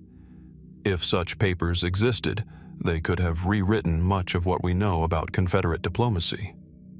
But no trace of them has ever surfaced. More puzzling still are the tales of certain artifacts, items allegedly housed within the mansion during the war, but absent when Union forces arrived. A ceremonial Confederate seal, reportedly commissioned for use in foreign negotiations. A gold inkwell said to have belonged to General Robert E. Lee, gifted to the president after the victory at Fredericksburg, and most notably, a small locked box kept in Davis's private study, described by his personal secretary as carved of Cuban mahogany, sealed in brass, and always kept near his hand. None of these items have ever been found. Mainstream historians are quick to point out that such objects may never have existed, or may have been quietly removed by Davis's staff and later lost or sold during the family's post-war exile. The confusion, they argue, stems from the trauma of the war's end and the scarcity of reliable documentation. But other theories persist. One, more speculative, suggests that as Davis fled Richmond, he ordered certain contents of the White House secretly buried or hidden to prevent their capture by Union forces. Confederate loyalists, fearing both military defeat and legal retribution, may have taken pains to conceal symbols of the Southern government, hoping one day to restore them. Some even draw tenuous connections between these missing contents and the infamous lost Confederate gold, suggesting that what vanished from the White House may have traveled south, hidden aboard the same trains carrying the last Confederate treasury reserves. In the decades following the war, stories circulated of Southern families who claimed to possess items from the president's house. A woman in South Carolina reportedly displayed a velvet footstool said to have come from Davis's parlor. In Louisiana, an elderly man insisted he once saw a Confederate desk hidden in a barn loft, but none of these claims could be proven. In the early 20th century, when the Confederate White House was restored as a museum, curators began a painstaking process of gathering furniture and artifacts associated with the Davis family. Many original items were recovered. Some were donated by descendants. Others were replaced with period-appropriate replicas. But gaps remain. Entire rooms, such as the family dining room and the children's nursery, lack confirmed original furnishings. No confirmed inventory exists from the days before the evacuation. And the elusive mahogany box, whatever it held, has never been documented beyond a handful of secondary accounts. Could the missing contents of the Confederate White House still exist, tucked away in attics, mislabeled in private collections, or buried in sealed trunks beneath Southern soil? Could lost papers, documents that might shed light on Confederate strategies, alliances, or secrets, still be waiting to be found? Or was it all myth? A trick of time, memory, and longing? History has a way of solidifying stories in stone, but sometimes, beneath the surface, the truth shifts like dust through open fingers. And so, we return to Richmond, to that quiet, pale house that once bore the weight of a fledgling nation's dreams. Its rooms are calm now, but in the empty spaces, something lingers, and we are left to wonder, what secrets were carried out through its doors that night in April 1865? What truths disappeared between the walls, and might they ever return? As we leave the quiet halls of Richmond's presidential mansion, with its lingering ghosts and vanished artifacts, we turn to a question far older than the fall of the Confederacy, one that pulses beneath every chapter of Civil War history. Not how it ended, but how and why it truly began. A gray morning hangs over Charleston Harbor, South Carolina. The waters are still, heavy with fog. In the distance, the silhouette of Fort Sumter rises from the sea like the spine of a forgotten shipwreck. Here, on April 12, 1861, the first shots of the Civil War rang out. Cannon fire from Confederate batteries hammering a Federal garrison into surrender. Textbooks often mark this moment as the official start of the war, but historians have long debated a deeper truth.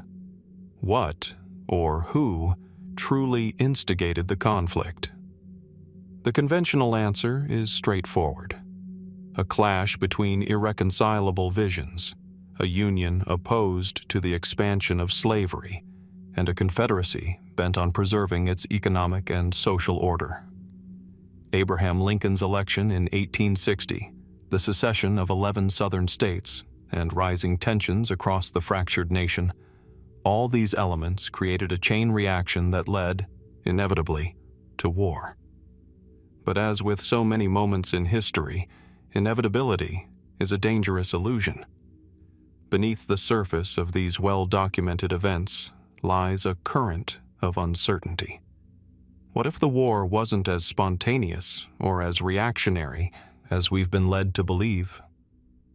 What if it was encouraged or even orchestrated by forces with motives far more complex than states' rights or abolition? We begin with a little-known document, a letter dated February 1861, discovered decades later in a private estate in Connecticut. It's unsigned, addressed only to the Honorable One, and written in cryptic, cautious language.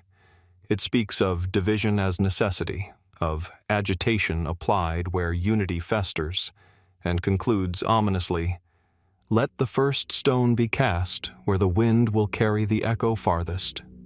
Its authenticity is debated. No recipient has been identified, but the timing is uncanny.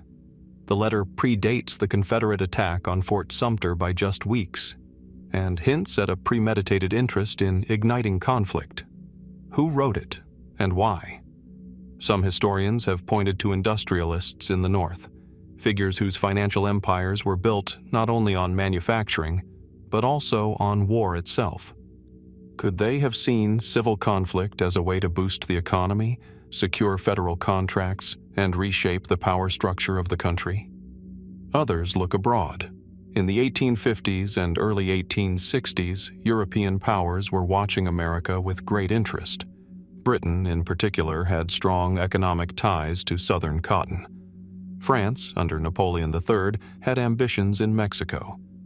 Some researchers speculate, though with little hard proof, that foreign agents may have worked behind the scenes to destabilize the Union, making it easier to expand influence in the Western Hemisphere.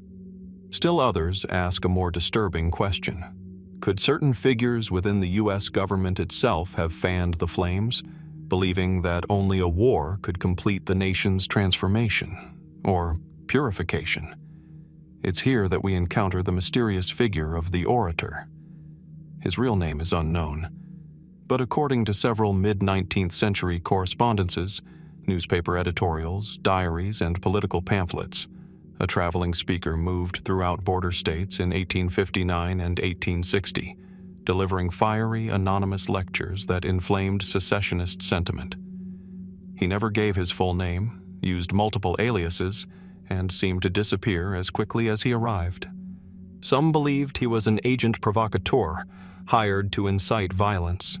Others claimed he was simply an eccentric abolitionist stirring fear among slave-holding populations.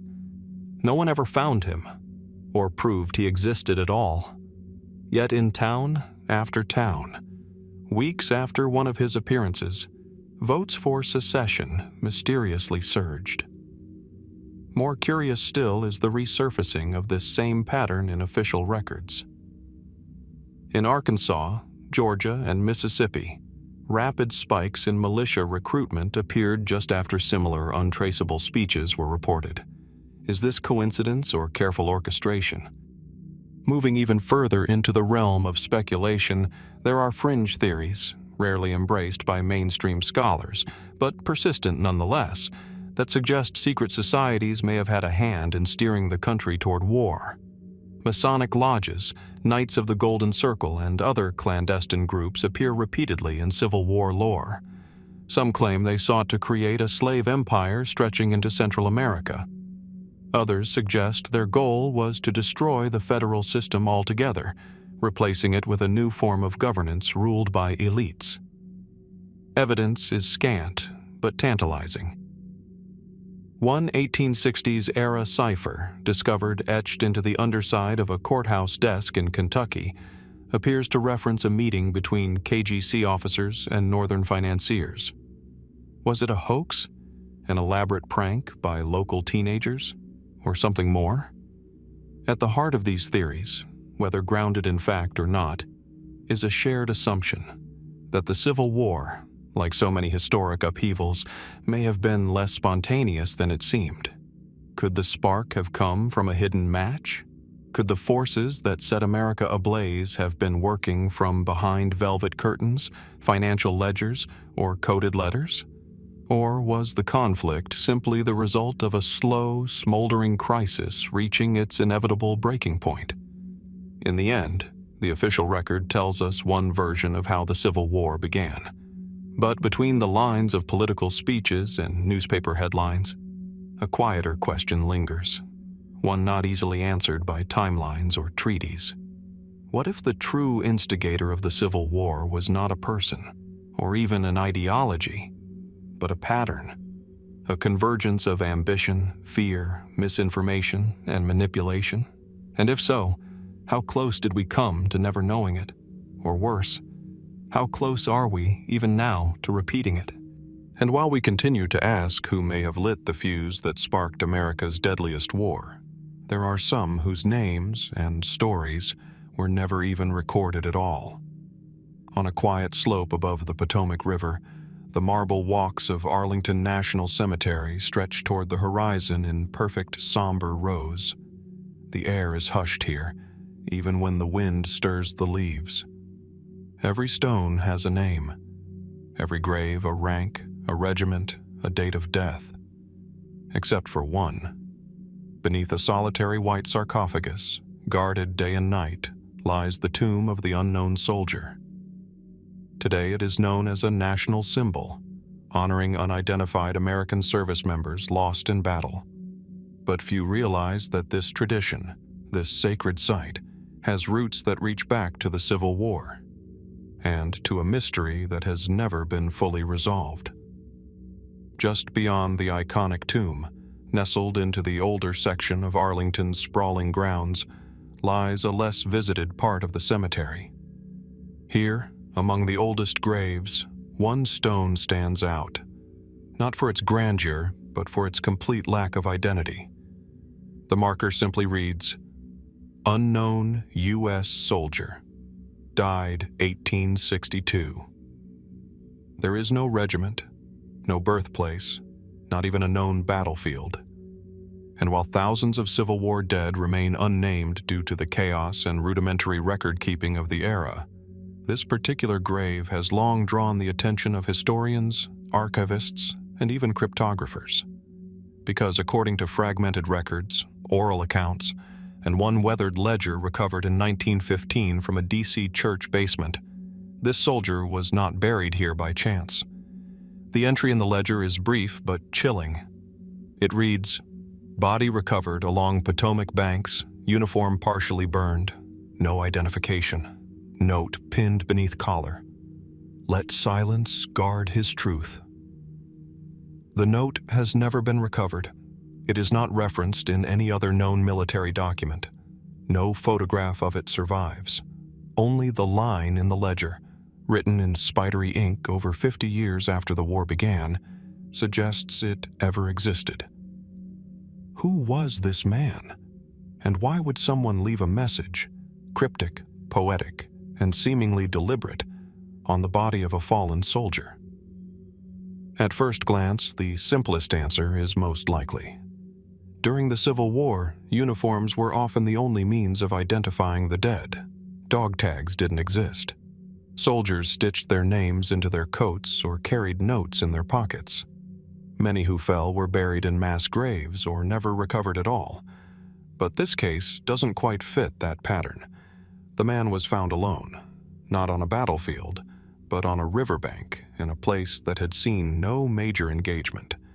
His uniform bore signs of fire, localized, not widespread, as though someone had attempted to obscure its markings. And the phrase reportedly found with him, "Let silence guard his truth," feels less like mourning and more like a message. From there, speculation begins. One theory suggests the soldier was a Union deserter who had changed sides, or attempted to. Perhaps he had been discovered in the act, punished unofficially by his comrades or enemies, and left to die without ceremony. The note, in that interpretation, might be a warning, or an apology. Others believe the man was not a soldier at all, but a courier, possibly carrying sensitive information. His uniform might have been a disguise, his death the result of a message intercepted. Some versions of this theory claim he was a spy, caught between allegiances. If so, who did he work for? And what secrets died with him? In recent years, a more fringe theory has emerged, drawn from the surviving testimony of a former gravedigger who worked at Arlington in the early 1900s. His notes, uncovered in a family collection in 2004, mention an old-timer who pointed out the grave of the unknown Civil War soldier and whispered, "That man, he was never meant to be found." Could the unknown soldier have been someone significant? Someone whose identity, if revealed, might have caused controversy, even scandal? A few researchers have suggested the man could have been connected to high-ranking Union or Confederate leadership, perhaps even a relative of someone prominent, killed under circumstances that had to be concealed.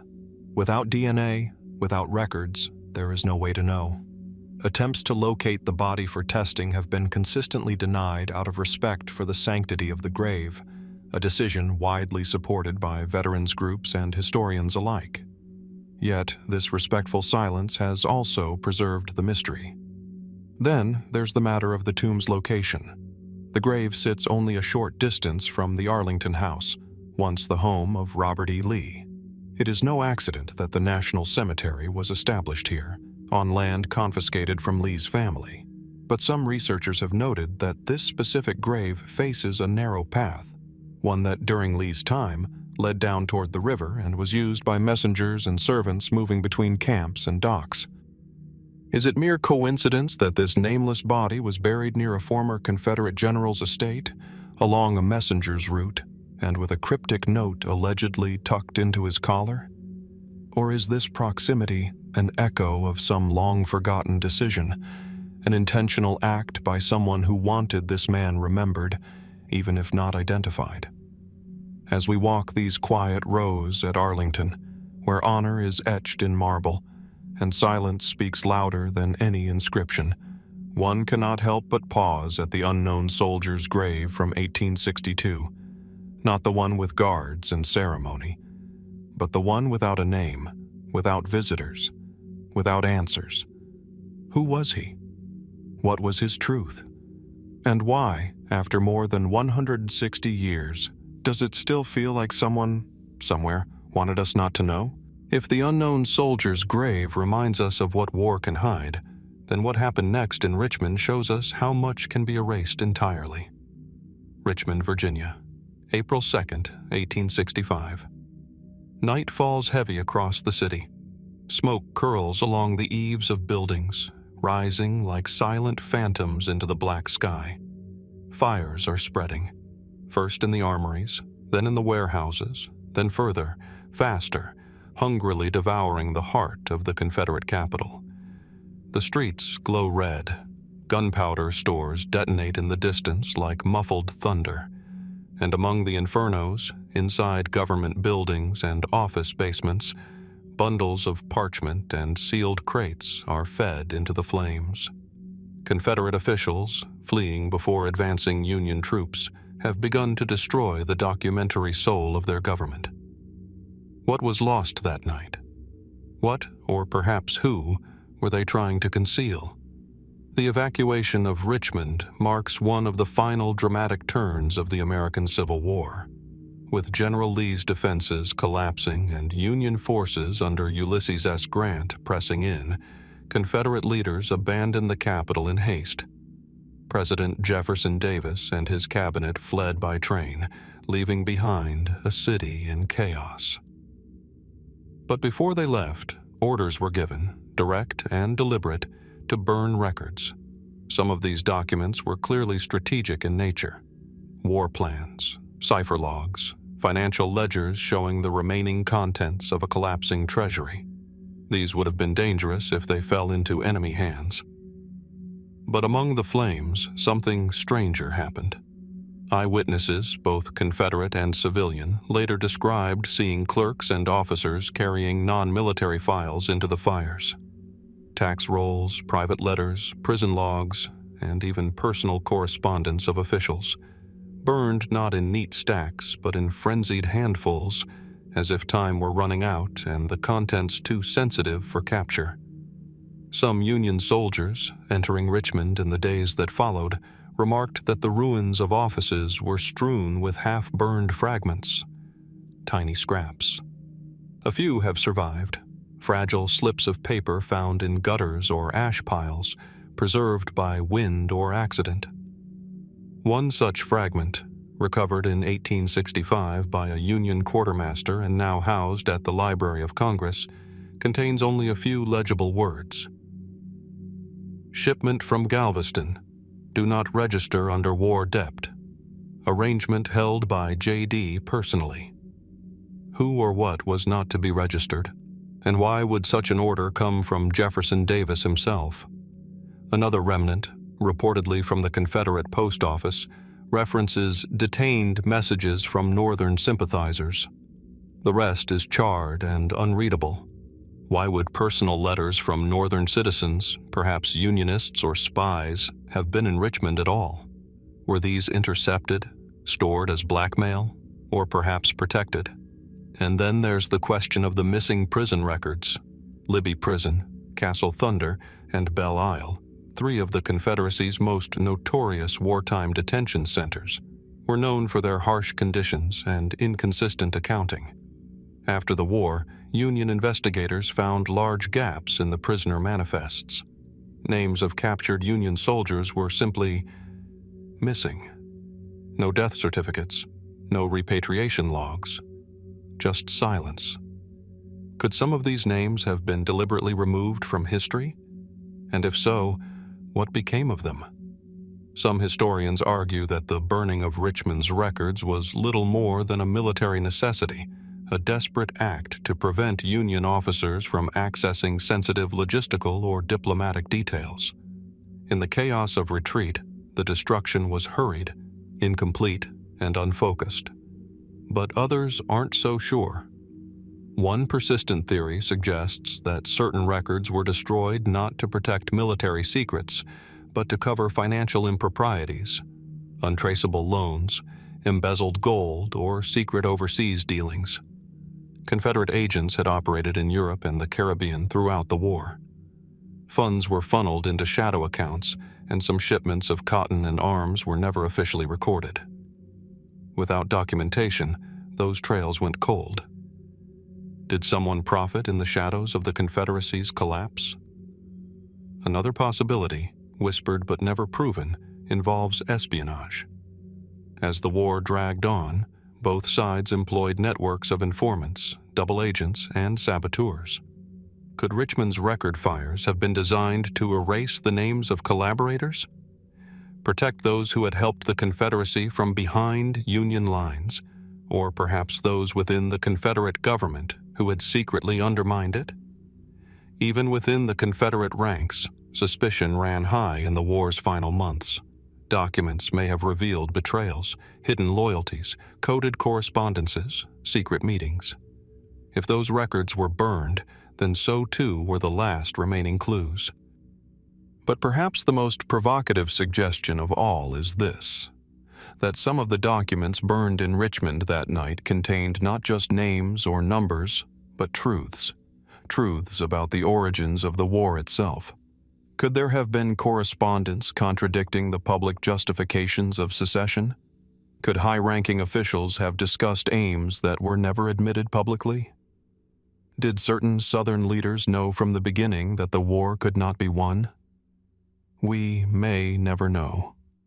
Today, the city of Richmond bears little trace of the inferno that consumed it in 1865. Modern buildings stand where records once smoldered.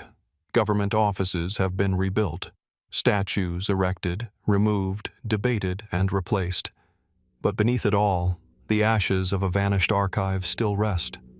And with them, the questions. What documents were never meant to survive? What secrets were sealed by fire? And if even a single crate had been saved, if a single folder had escaped the flames, what might it have revealed about the Confederacy's final hours, or its hidden beginnings? As Richmond's burning records drifted into ash and silence further north, far beyond the official battle lines, another Civil War mystery was quietly taking root. This one, however, did not end in smoke, but in gold that vanished without a trace. Tucked in the green hills of northern Vermont, St. Albans feels far removed from the smoke and thunder of Civil War battlefields. A quiet colonial town surrounded by farmland and whispering maples, it stands just 15 miles from the Canadian border. But on October 19, 1864, this tranquil town became the unlikely stage for the northernmost Confederate attack of the entire war, an event that would leave behind a trail of confusion, international tension, and a missing fortune that has never been recovered. It began just after 3 p.m. when a group of well-dressed men, many with Southern accents, simultaneously entered 3 banks in St. Albans: the First National, the Franklin County Bank, and the St. Albans Bank. Within moments, weapons were drawn. Customers and tellers were forced to the floor. The assailants moved with precision. This was not a spur-of-the-moment robbery, but a coordinated assault. Within minutes, the men had seized over $200,000 in banknotes and coins, roughly equivalent to more than $3 million today. They set fire to parts of the town in an effort to sow chaos and cover their escape. Then, just as swiftly as they had arrived, they vanished, riding north toward the Canadian border under the cover of fading daylight. These were not common criminals.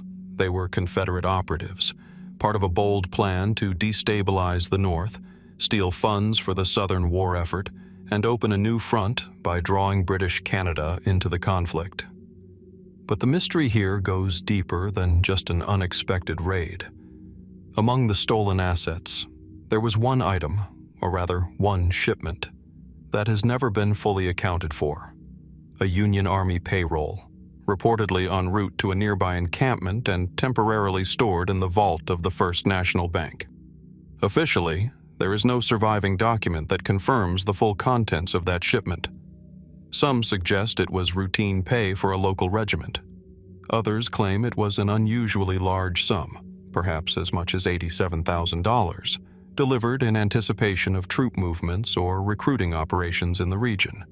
Strangely, although this payroll is mentioned in several post-raid newspaper accounts and survivor testimonies, it appears to vanish from official Union Army logs shortly after the incident.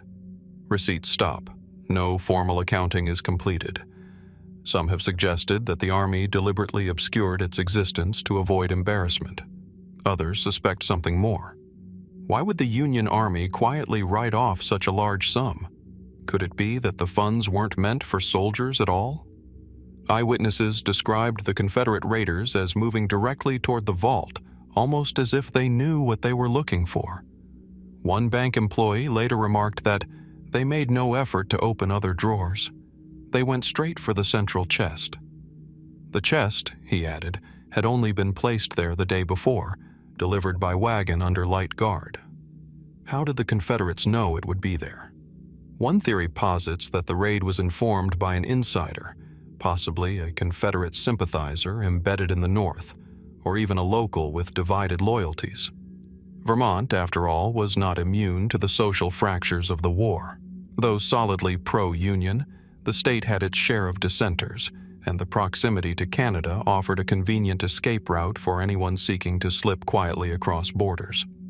Another theory suggests that the gold never left St. Albans at all.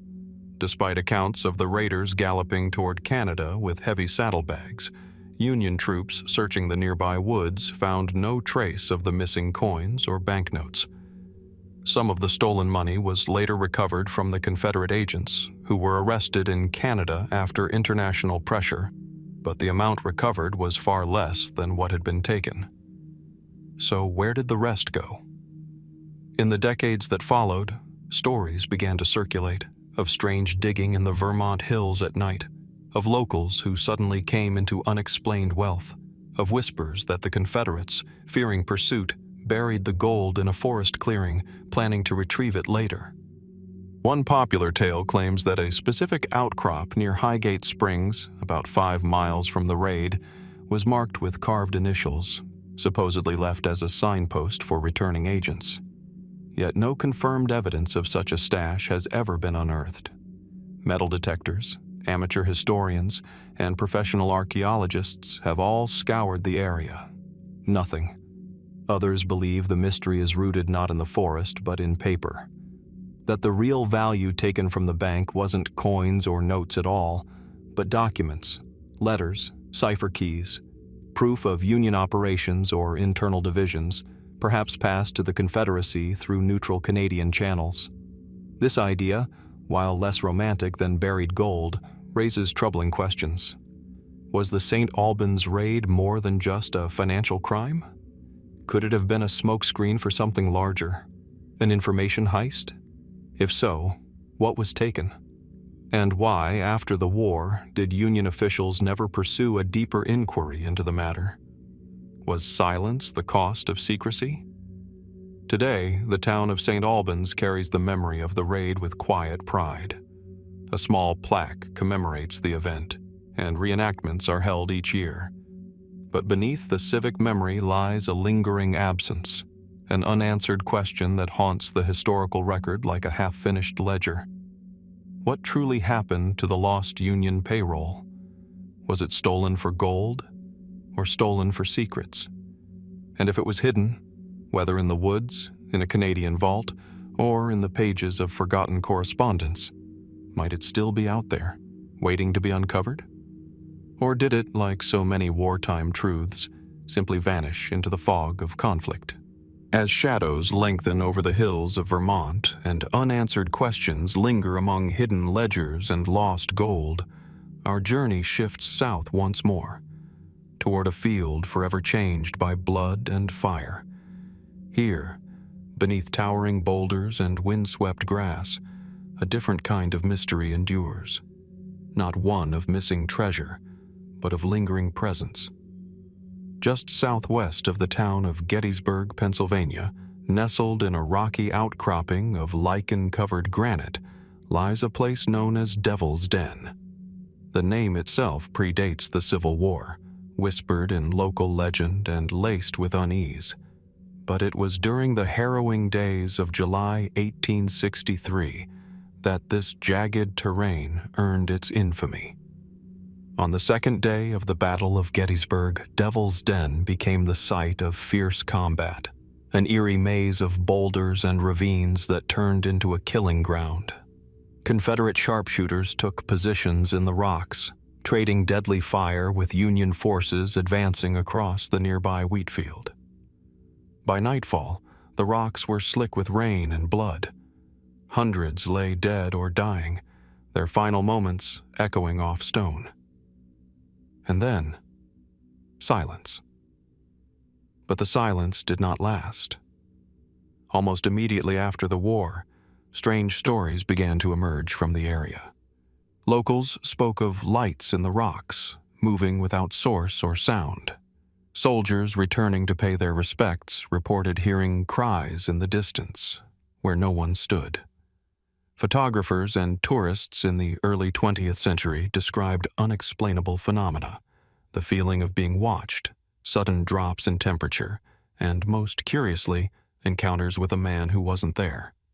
This figure, most often described as barefoot, disheveled, and wearing a butternut-colored Confederate uniform, has become one of the most widely reported apparitions in Gettysburg.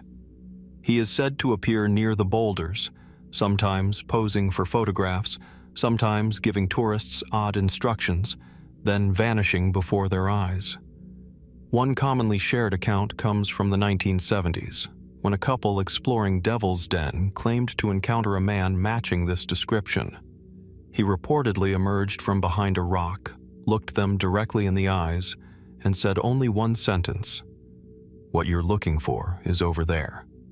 Then he turned, stepped behind a boulder, and was gone.